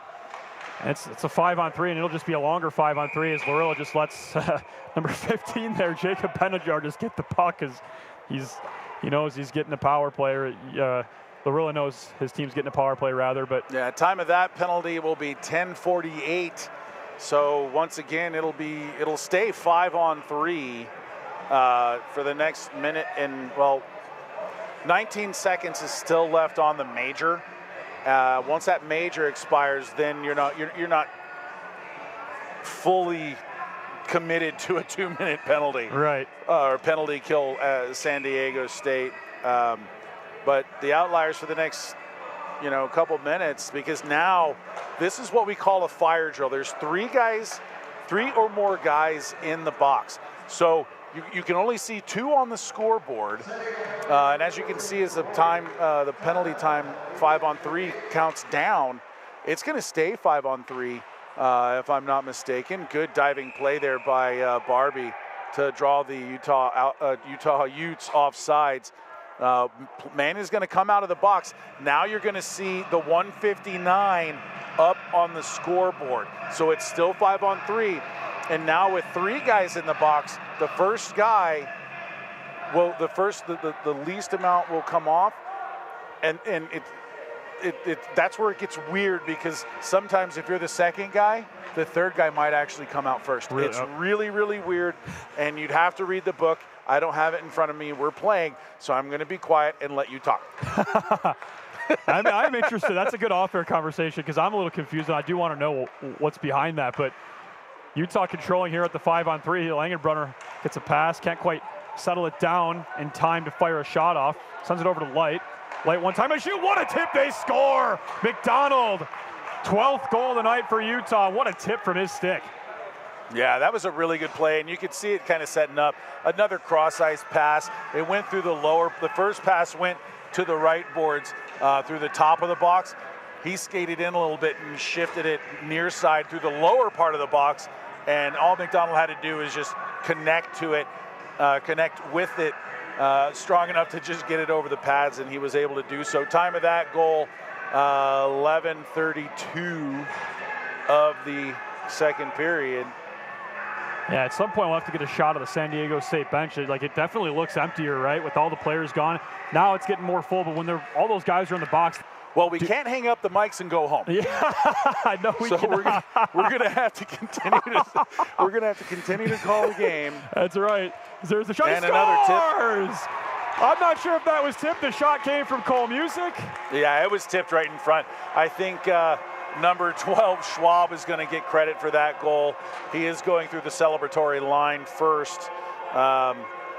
But time of that goal is at 12:05 of the second period.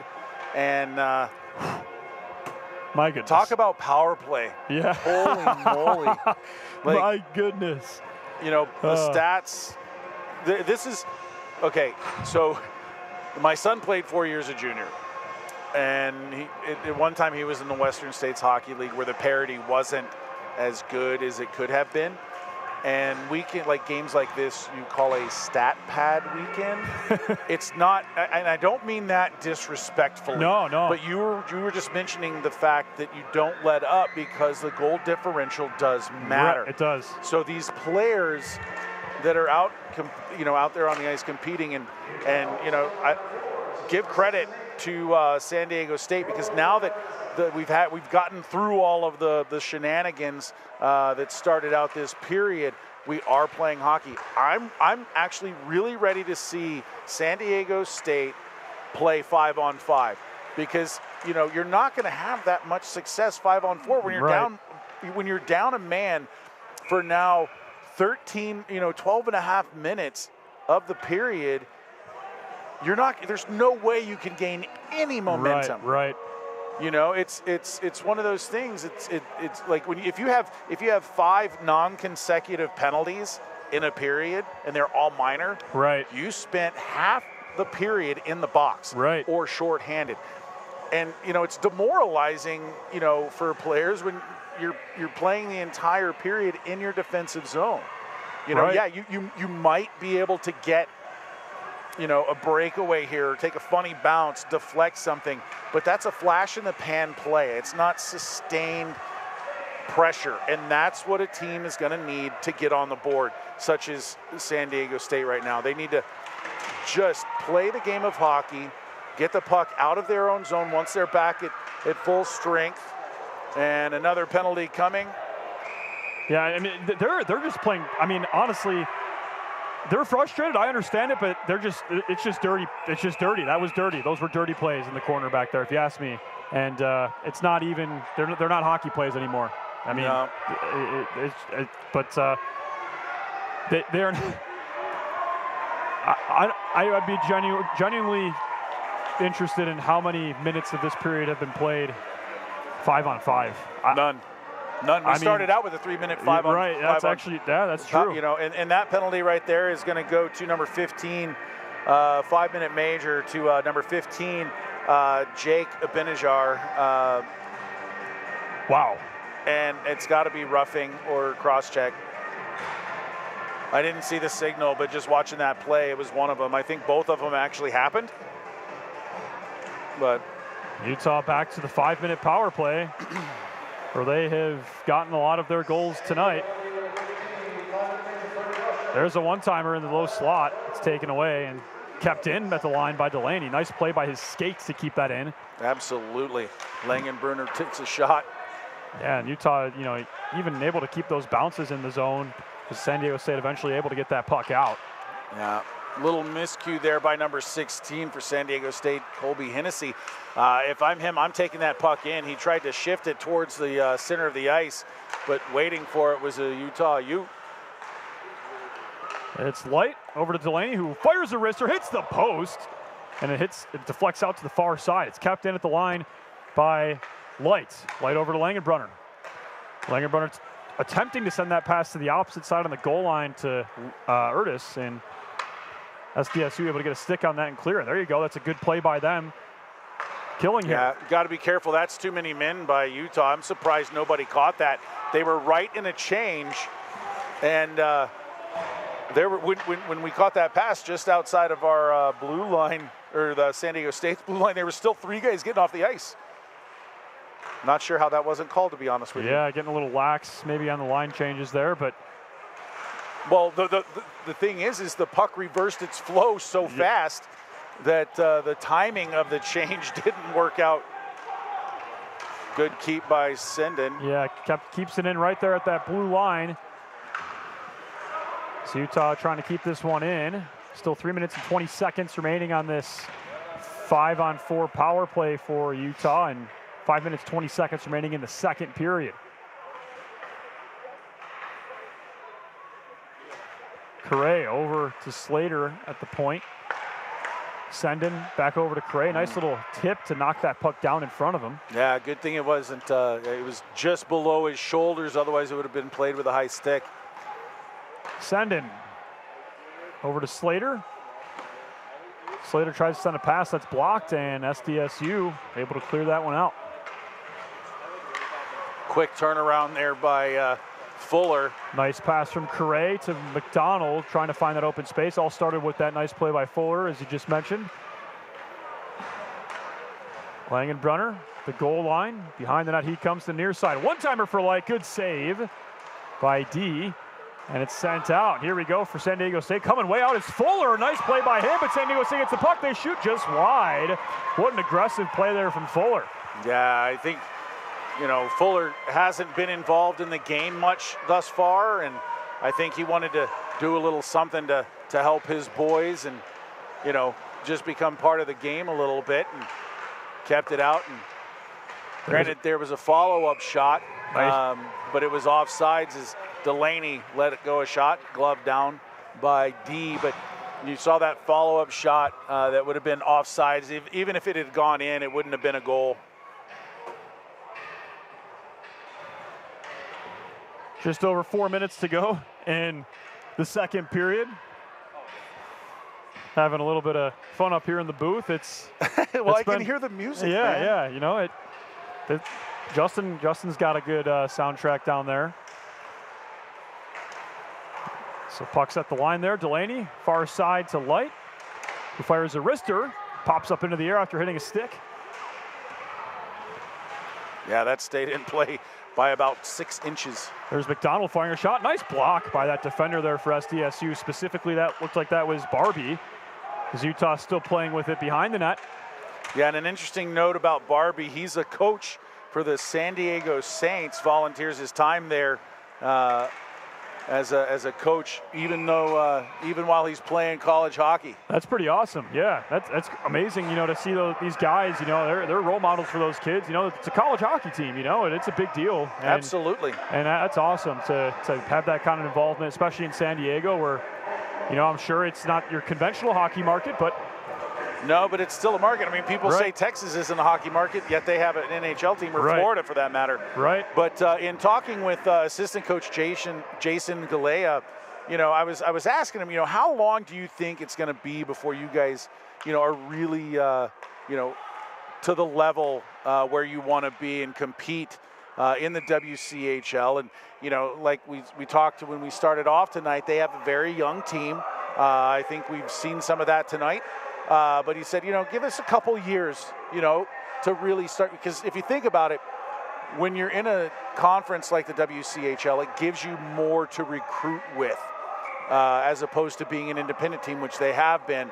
And, give them a couple years, just like with the Utes. It took a couple years before you get those kind of recruits and that kind of talent that is really competitive. And you can see, they have a good system. They have players that can skate. They have guys that can handle the puck. But right now, penalty trouble is absolutely destroying them. Right. I'd be interested to see what the scoring report or the game log from the Arizona series to see if that was a problem down there as well. Yeah, and it also depends, as far as the Arizona series for San Diego, it also depends on, when did those goals come? But they got a couple down there. I mean, obviously this game is not over yet, and Utah controlling. But yeah, that's a good point. I mean, this is definitely a team that, it's hard. Morgan Feeney knows it better than, anyone else. He had to work through that. He was not given a team that was, uber competitive. Right, yes, yeah. That's the nice way to say it. I mean, really, yeah, and it's a lot of hard work, and he could talk about that. And San Diego State, they killed that 100% there, first time tonight. Nice kill by them. And let's see what they can do. There's less than 2 minutes to go in this second period, but let's see if we can stay 5-on-5 for the remainder. Here's Schwab peeling back, almost drawing a penalty, and now to be SDSU the other way, skating it in. It's Desmaris has a shot. It's high. Slater leaving that puck for his teammate, that being Cole Music. Defender skating in there. Yeah, San Diego State taking advantage of a poorly timed line change, wraparound attempt there. A good save by Fuller. And I don't know if there's anyone who's been enjoying this as much as Fuller is, his former team. I mean, maybe he hasn't had much action, but like you said at the beginning of this game, Mitchell, there's extra juice when you're playing your ex-team, and I'm sure he's feeling pretty good about the way his team's playing tonight, of course. Yeah, I think I should start, switching teams every game because my record against my former teams is halfway decent. Yeah, no, I mean, you get replaced or you move on. You want some redemption as there's an offsides called by Stanford Zito, leaving us with just 38.4 seconds here in the second period. But yeah, when you're facing your other team, there's friends over there, but there's also guys that maybe you had little beef with. Yeah. Because it's like a family. Right. Right? Like it's a team, but you get so close. You spend so much time together throughout the season that, there's going to be grudges. Right. There's going to be times you get pissed off at number, I'm not going to throw anybody's number out there, but, against, let's say, Johnny Player. Yeah. And you want to get a little redemption or prove to your old team that you're worth your salt. And I think Fuller wants the win, but he also wants that satisfaction. Right. I'm not going to say a specific thing, and don't you dare. I'll leave it at that. And so the period is just ending here. So I guess we'll leave it at that. No, I'm just joking. But good second period there, of course, from the Utes. As we had, I forgot to mention at the end of the last break, at the end of the last period, we had an interview with Ethan Noonan. We'll have another interview with the player ice side just here in a few moments. And also we'll have our second intermission break report at about 10 minutes or so, about 5 minutes after the interview. So please stay tuned for that player interview in the corner. Not quite sure who it is. I guess you'll just have to be surprised and stay tuned. So we'll send it down to ringside in just a moment. But at the end of the second period, it's Utah 12, San Diego State 0.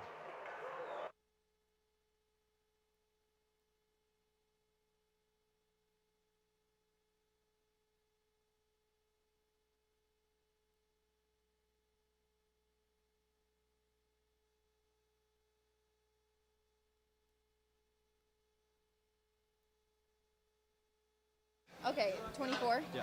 Okay. Thanks, Beauty. We're just tired.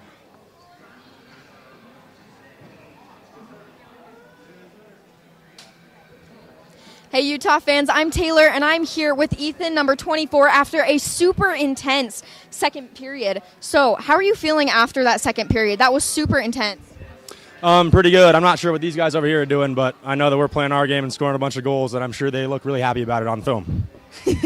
Absolutely. No, I think it's been a super intense period. So what do you guys think you need to do to keep that energy up, but also stay in that right mindset so you guys can keep ahead? Yeah, I mean, it's important not to get into any of their activities, and we can't forget how to play our game. I know everyone wants to score, everyone wants to get assists, but we need to win first, and we're on the way to do that. Absolutely. You guys are doing amazing. It was super impressive watching you guys in that first period. So congrats, and we're super excited to watch you back out there for a third period. Thank you. Thank you. Back to you guys.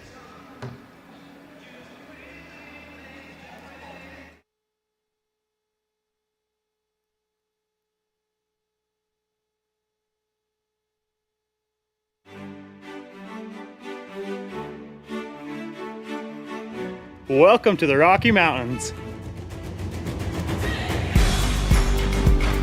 Welcome to open trails and new vistas.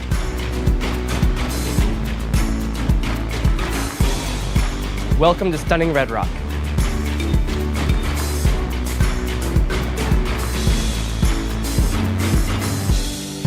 Welcome to the greatest snow on earth. By the tree of broken glass,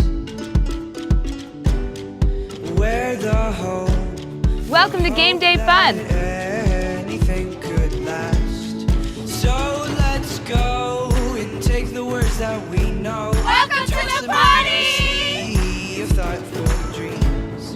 But if you listen, you can still hear Welcome to Pac-12 Sports. our names, calling out our names. Welcome to world-class research. We'll keep on standing tall. This world is in our hands. So get up and grab your Welcome to the arts. have no trip.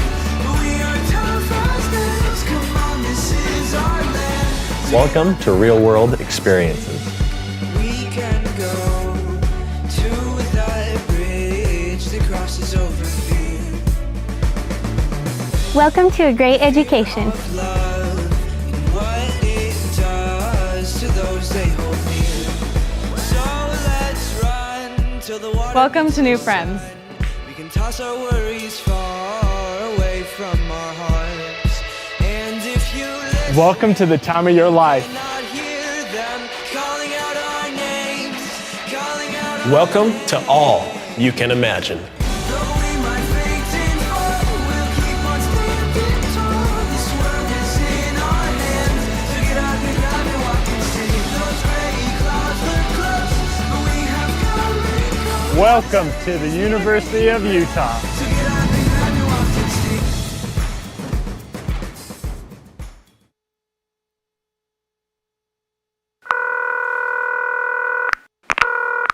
Thanks for calling the Salt Lake Visitor Center. If you have any questions, please leave a message and we'll get back to you.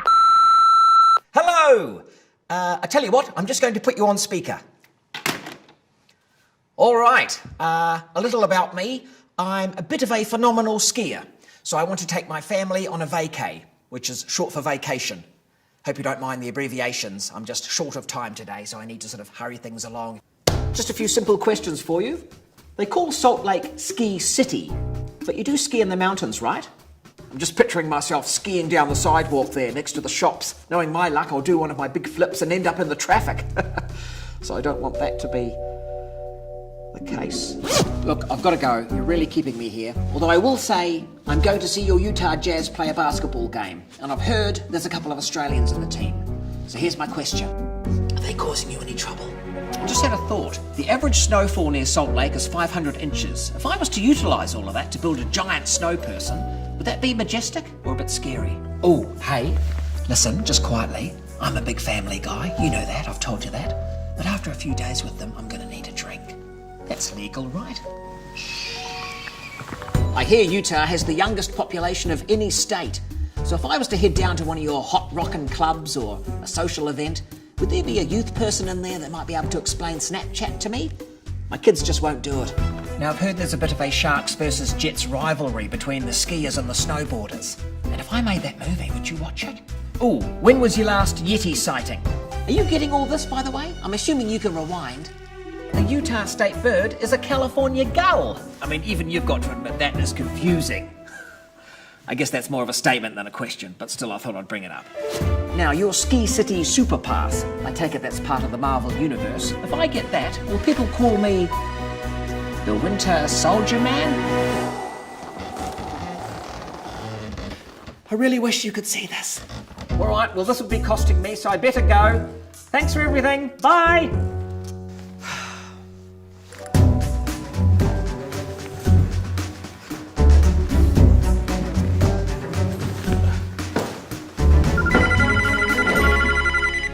This is Beth from the Salt Lake Visitor Center calling you back to answer your questions. First off, yes, you can absolutely drink here. We'd prefer if you ski in the mountains, and I'm happy to call you Winter Soldier.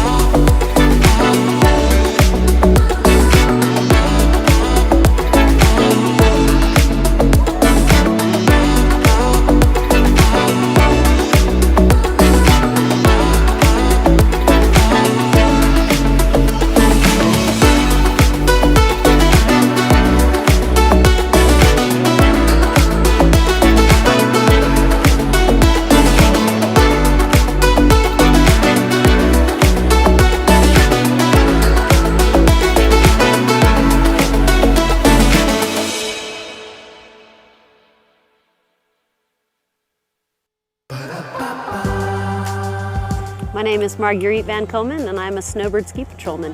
My dog's name is Frank. What a good boy, huh?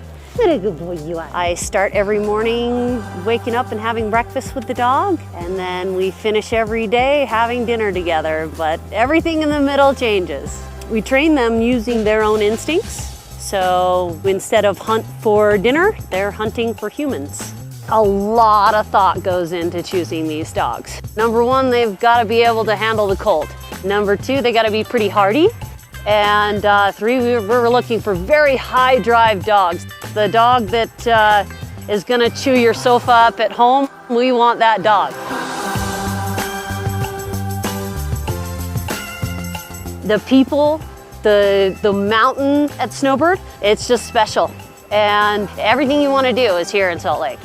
Get off the plane, grab your gear from the luggage cart, and within 30 to 45 minutes, you're up here and skiing on snow. You know, Salt Lake is super unique. We have 4 full seasons. So you can come up, ski all morning till the snow gets a little too smushy, and then you go and hit 18 at the golf course at the bottom of the mouth, and then you can go out for a wonderful dinner and see theater. It's amazing how much you can fit into your day.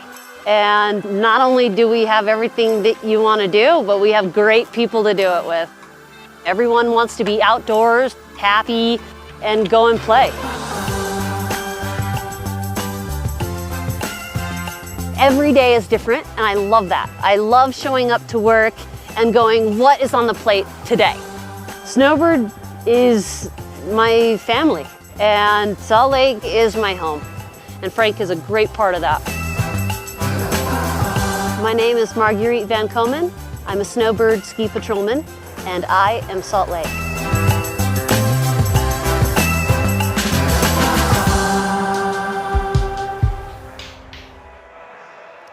Welcome back to the broadcast, ladies and gentlemen. This is Patrick again alongside my partner, Mitchell Slott. It's a good night if you're a Utah Utes fan. The current score, I misquoted at the break. It is 13-0 Utah. Yeah, we misquoted. I'm not going to let you take the fall by yourself on that. Besides, I'm really mad at you, and I'm just going to – no, I'm just kidding.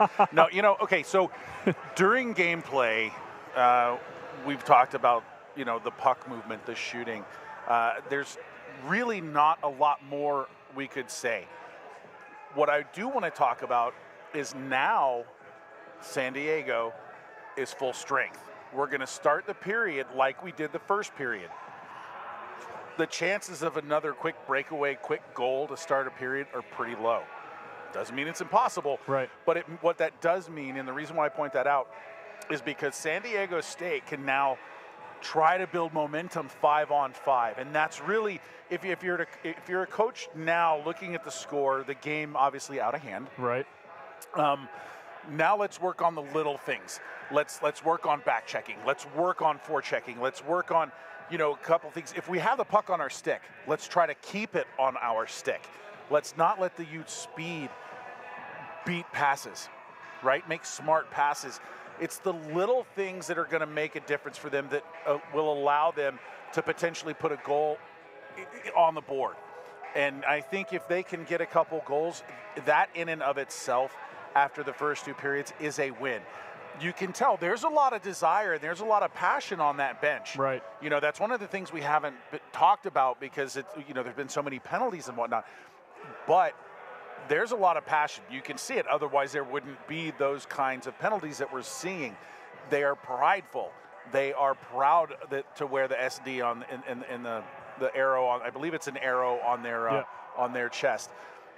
They want to play hard for their coach. They want to play hard for their school. They want to play hard for their teammates. So there's a chance, if they can get a couple goals. I'm not saying they're going to win this game because I can honestly tell you in my 30-plus years of hockey experience, I've never seen a comeback.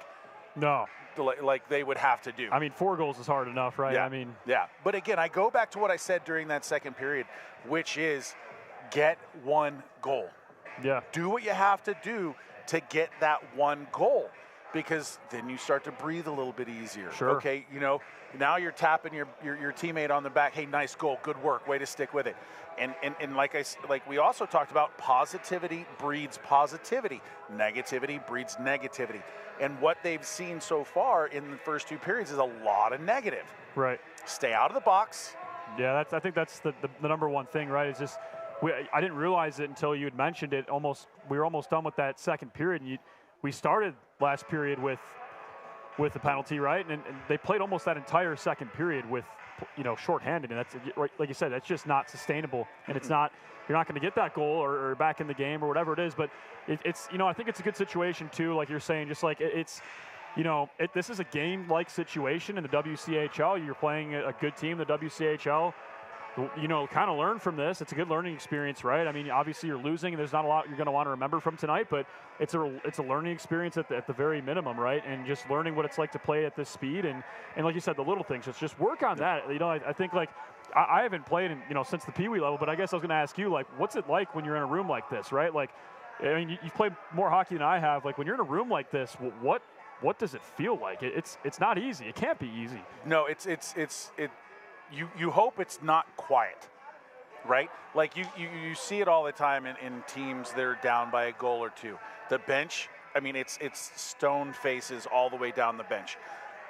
But right now and you say you want to forget about it. You say you want to forget about this loss. I'm going to disagree with that in one aspect only. Don't forget about it, because I never want that to happen again. Right. Let's watch the video. We've got good video. We got a good video feed for them to see. Right. As a coaching staff, what did we do to put ourselves in that position? If they can break those plays down, improve on those types of plays, because there are positives. Right. There's absolutely positives to take out of this. Yeah, but absolutely. Then the other thing, just on a mental aspect, if you can't tell, I like the mental game. Let this fire you up. I never want to, right? So let this fire you up. Okay, you know what? We just had our butts handed to us by Utah. They're coming back tomorrow night. Right. Granted, they're going to be 4 guys down, and I do have to mention this too.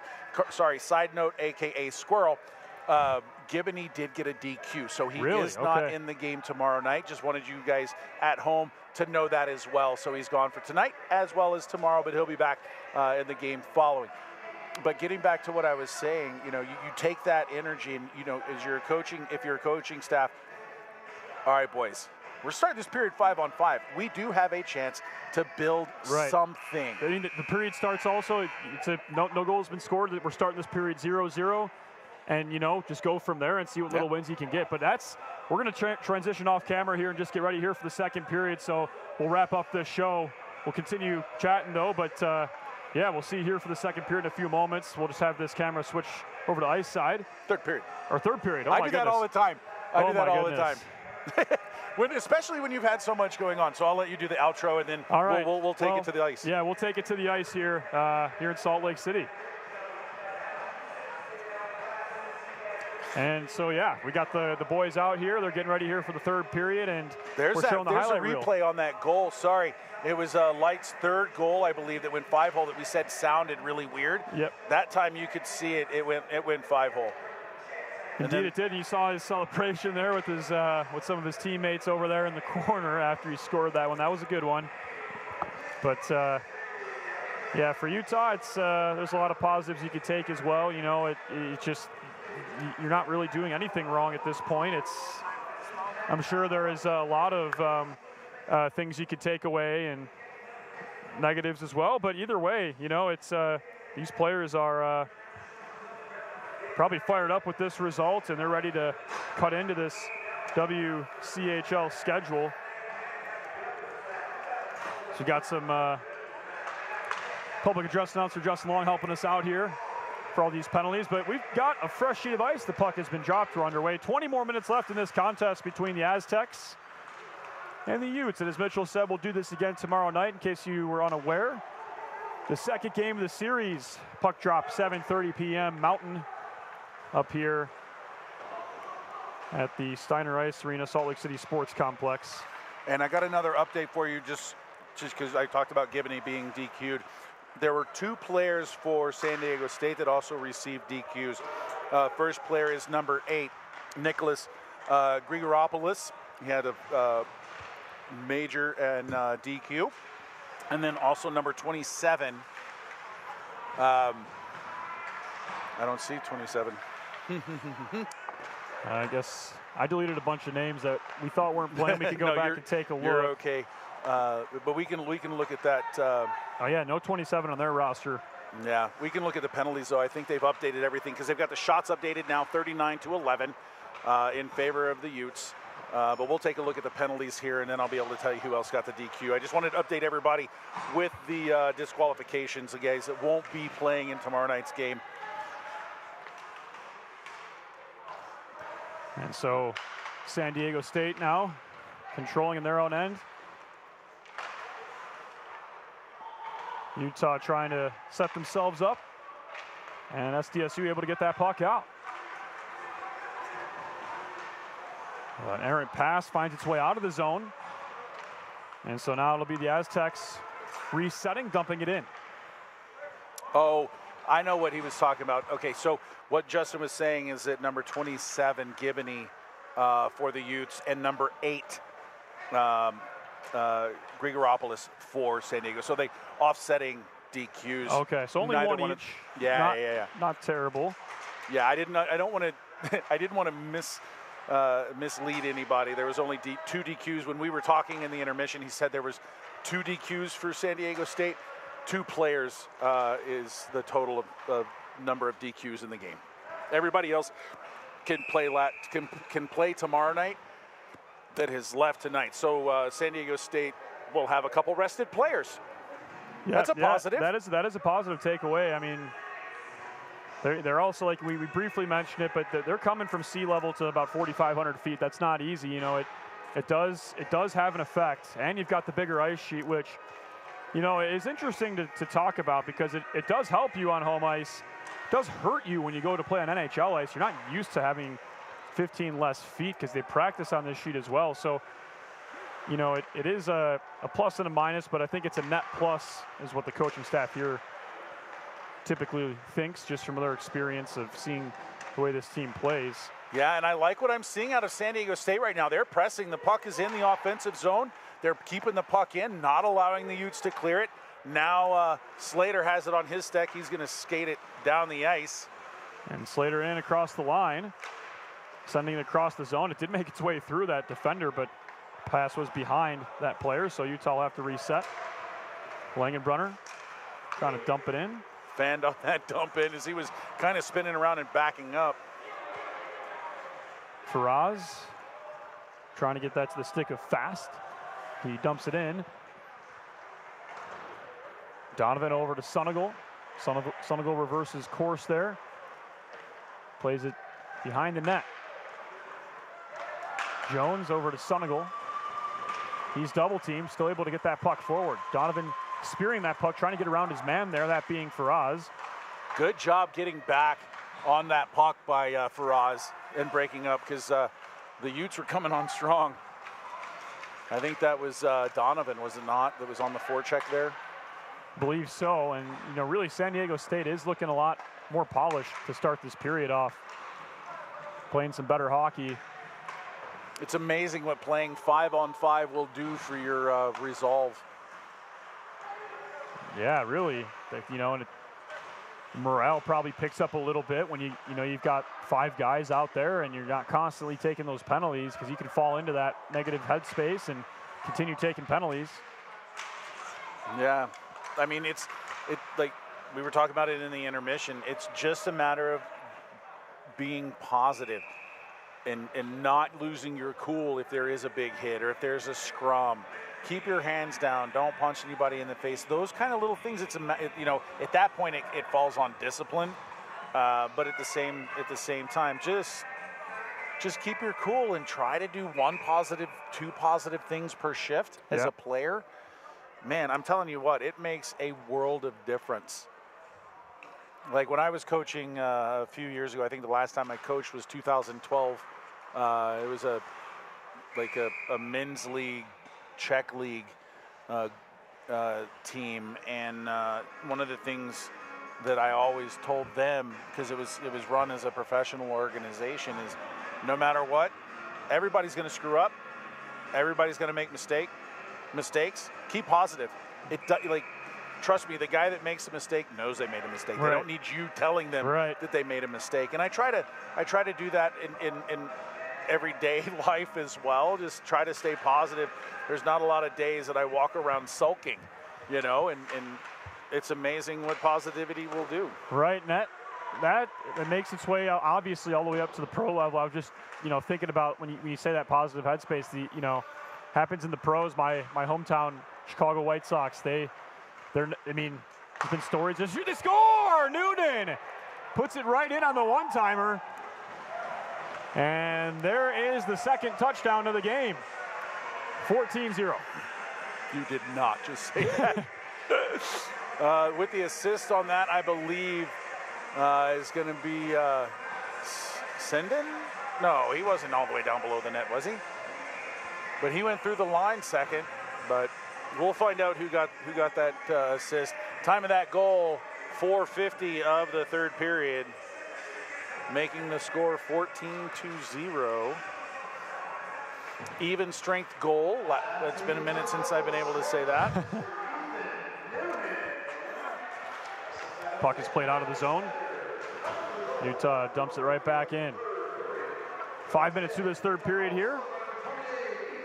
I really think that was a good solid 5 minutes of hockey. Now here comes San Diego State. They've got some numbers. They fire a shot. Not sure if Fuller got a piece of it. Might have been a wide shot. Let's say he saved it and got it with his blocker. Having to make a change of pads there is Fuller. Similar colors, but not quite the same. Got some sharp pads down there. There's McDonald. Utah with some numbers here. Here comes Schwab. Fires a wrister, sticked away by the defender there from San Diego State. They dump it in. Nice reverse play by Larilla there with a man on his back. Coming out to help him out was Slater. Not Slater, I'm sorry, that Delaney. McDonald chasing after the puck for Utah.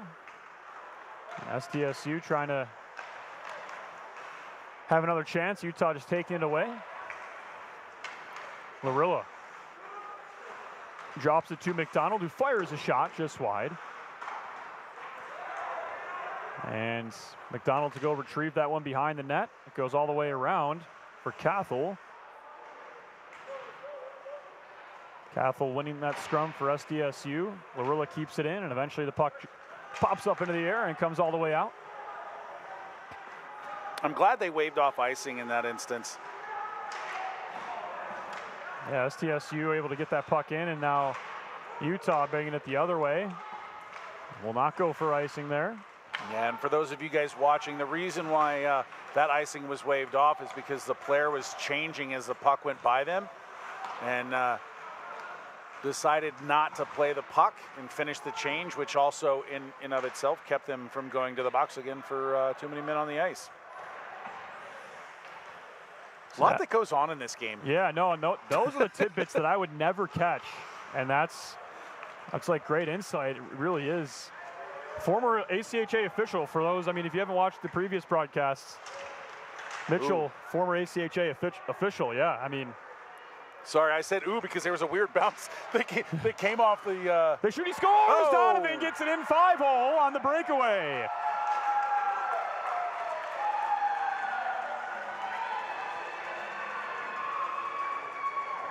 Time of that goal, 7:29.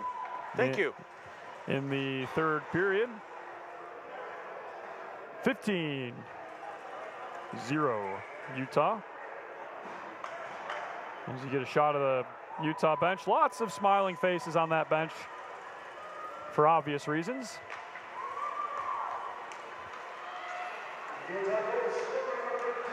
And then a game like this, it really helps your team build some momentum going into the rest of the season here. Yeah, if they can keep this up, this is 3 games in a row where the Utes have looked absolutely phenomenal. I want to see how this speed and physicality can keep up with the higher, more competitive teams in our conference.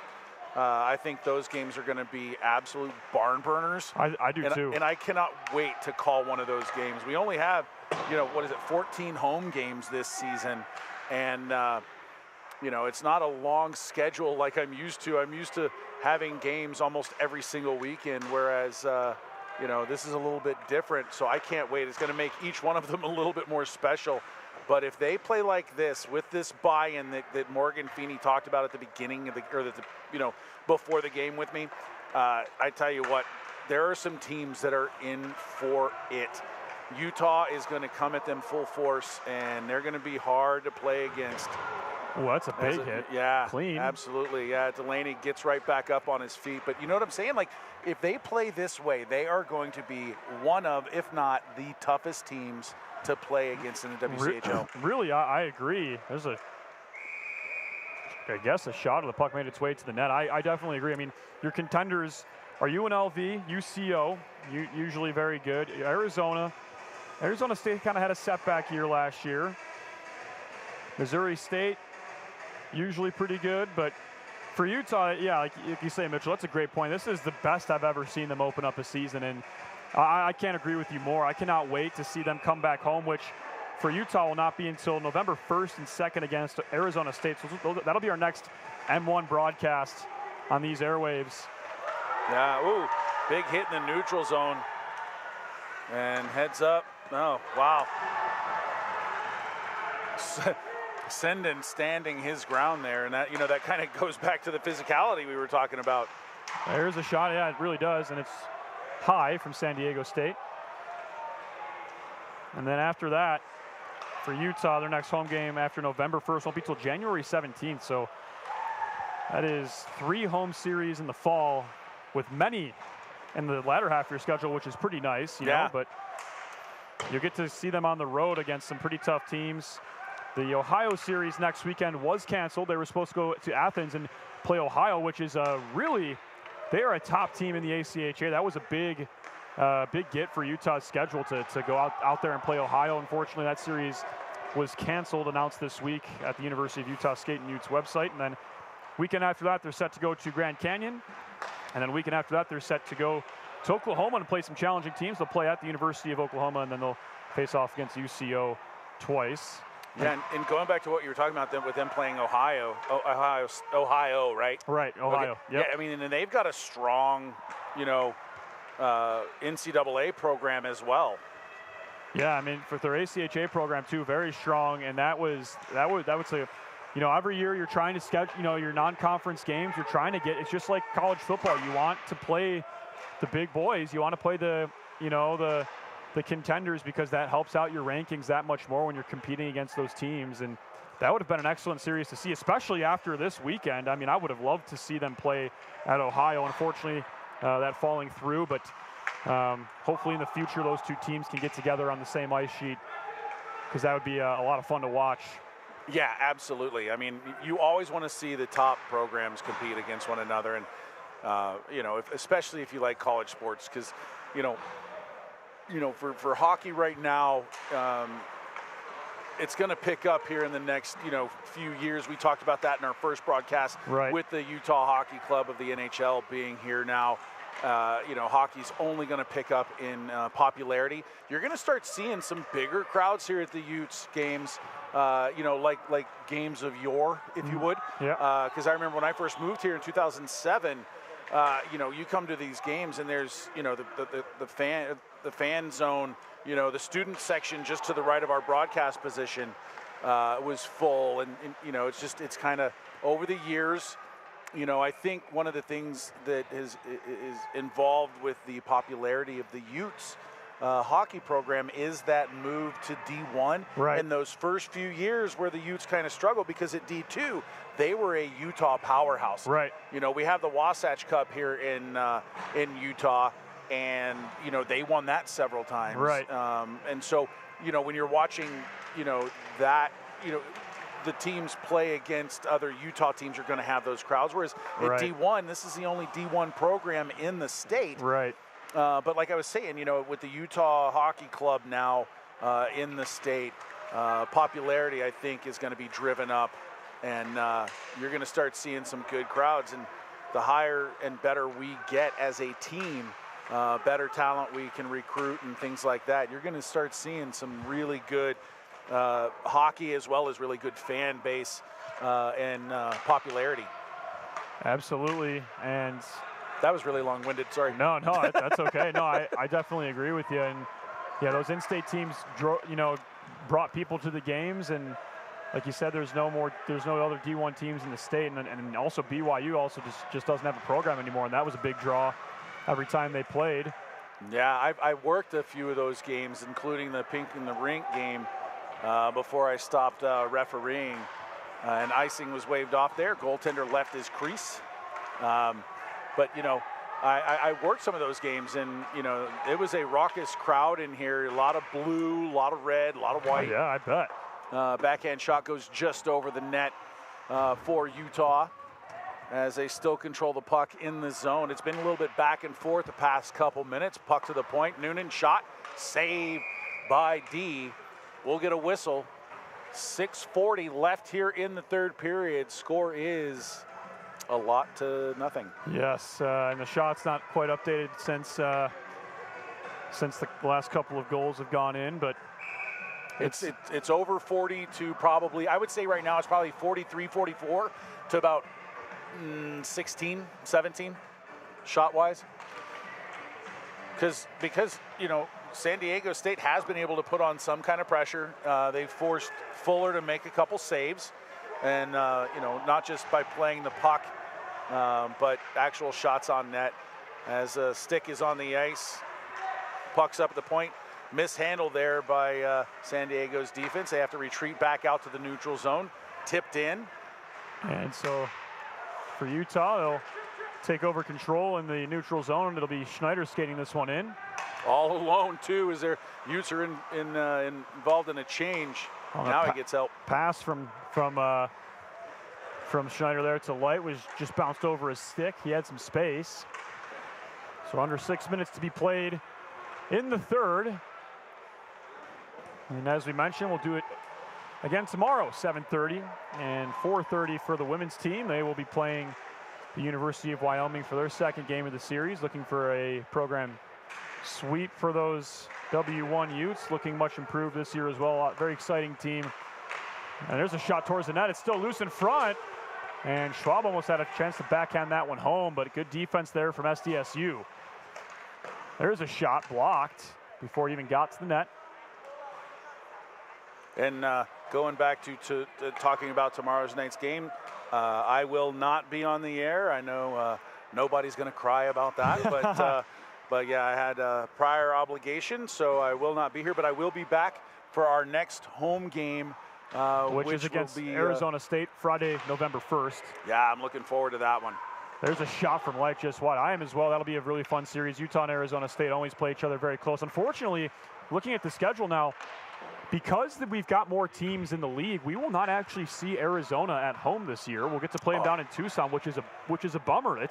Those two teams also play. I mean, Utah and Arizona, there has been some battles the last couple of years, and unfortunately, Arizona will not come up to Salt Lake City this year, but hopefully next year we'll get to see them at least. As Utah tries to go for a one-timer there, it's deflected wide. San Diego State takes this puck away. And while you were talking about the schedule, good hit and finish by number 15 for San Diego State. That is Jake Abinajar. He had a 10-minute misconduct. We thought he got a game misconduct at the end of the second period, but he just was out for 10, so he came back here in the third period. But yeah, good check and finish for him. Nice pass. Gephardt with some space, fires a shot just wide. Good chance there. Sunigal, good job finding the stick of Gephardt.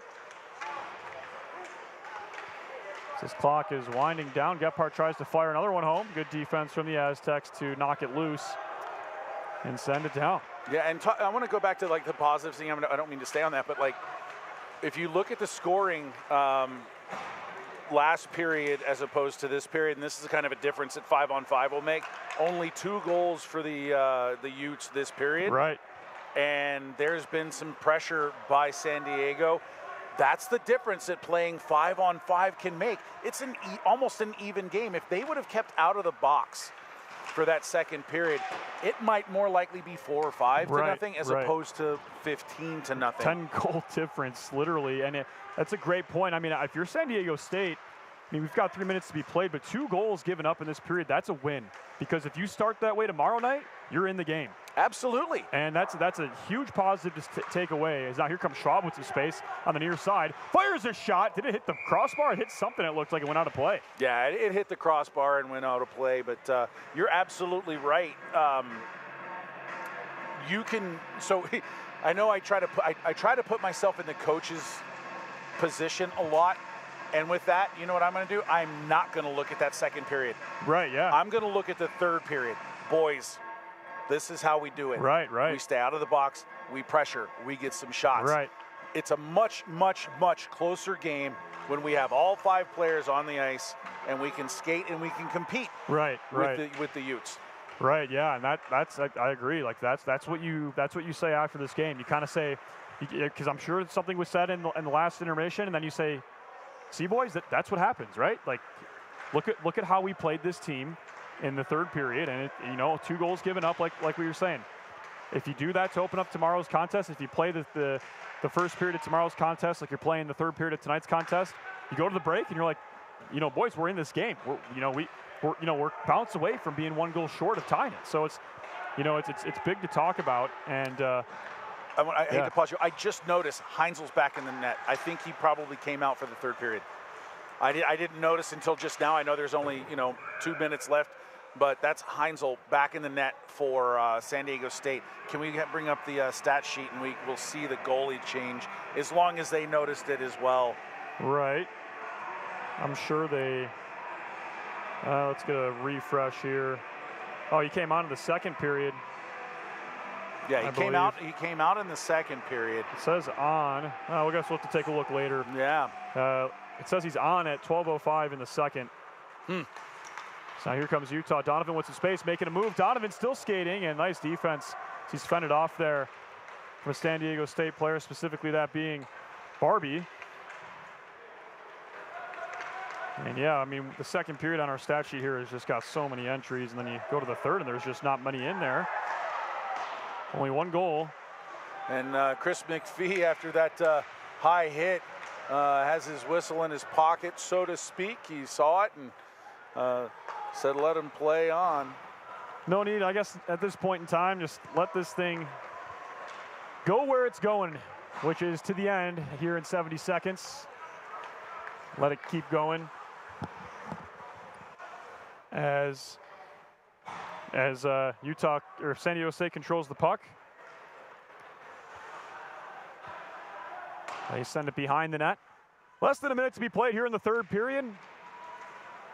It'll be the second win of the season for the Utes, as they will now ride a winning streak of 2 games. And San Diego State, unfortunately, will ride a losing streak of 3 games after the sweep of Arizona, or from Arizona rather, as Utah clears that one all the way down. And that will go for an icing. Yeah, I really like the way San Diego has finished this game. They got back into doing what they needed to do. Right. Put on some pressure. I stepped away from the mic for a second, so I don't really know what you were talking about. But I just want to there's only 24.9 seconds left in the third period. I like this third period for San Diego, as well as the Utes. They've continued the pressure, but with Heinzel, their starting goaltender, back in the net. Yep.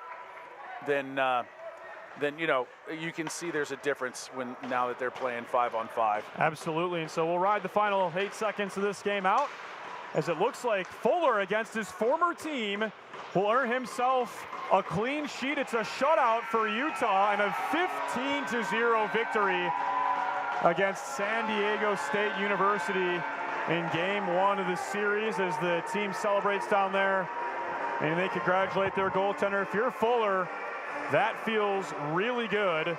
That's a shutout victory against his former team, first time playing his former team, and what a great game. His captain and Michael Urtis is calling for that puck. That's a special puck. That'll go more than likely go to Garrett Fuller. What a game from him. He's going to get that game puck, and for Utah, they're saluting the fans here watching in the arena, and those of you at home. What a good game from the skating Utes. Yeah, you can't ask for anything more from the Utes. They absolutely dominated start to finish. We are going to send it down for another interview to wrap up the game, and then you and I are going to be back on camera here after that interview. All right. So we're going to wait just a second for the players to go off the ice, and then we'll have that interview down ice side. All righty, yeah, we'll send it down ice side, and we'll be back here for the post-game report up here in the booth in just a few moments. But enjoy that post-game interview. We'll be back, folks, in just a few moments. Stay tuned for that post-game interview.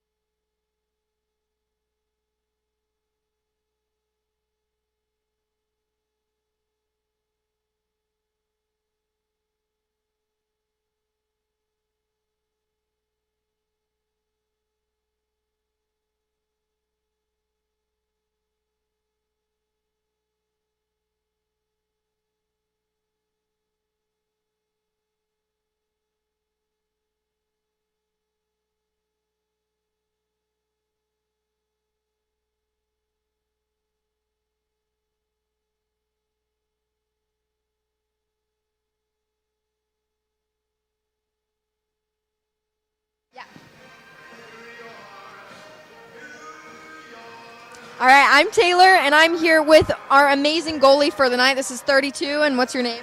Garrett Fuller. Garrett Fuller. We are so excited. That was a complete shutout with an amazing score, 15-0. So that had to have been so much pressure for you tonight.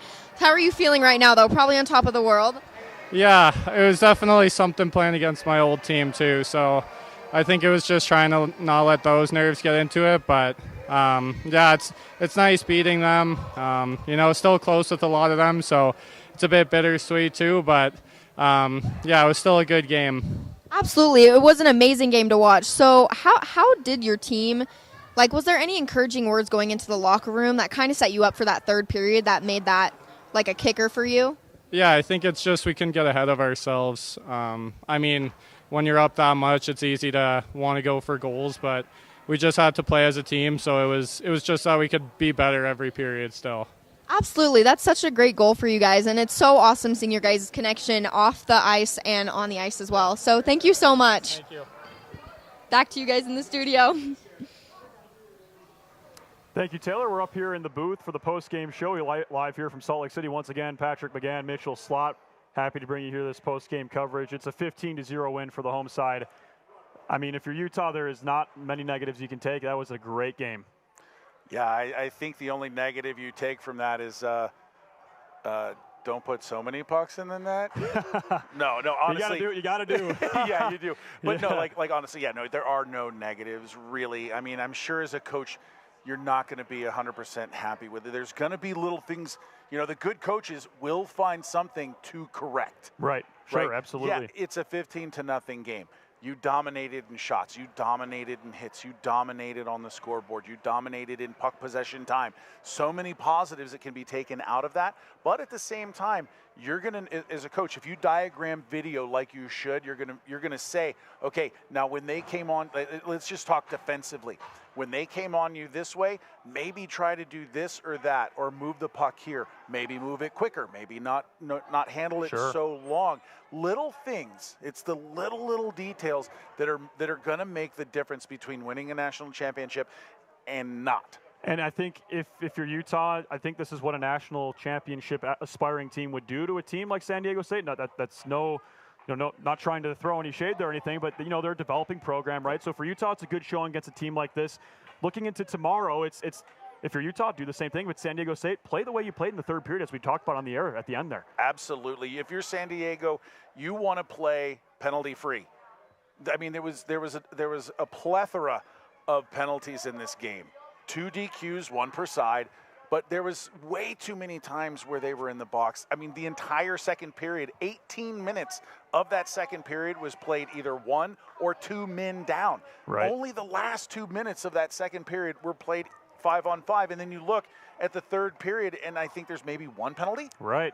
Like that's the way you want to play. If I'm San Diego's coach, if I'm Dean Wilson, I'm saying, guys, we cannot get in the box because obviously this is a very talented power play team. If we let them on the power play, they're going to score. Right. That is not the way you want to play this game, especially against a team that can move the puck like Utah. Yep. I mean, I guess any more points you got here before we wrap this up for our first, game, night 1 of the series? I guess any last talking points you got? No, not really. Other than just congratulations to the Utes and the Utes fans, to you guys watching.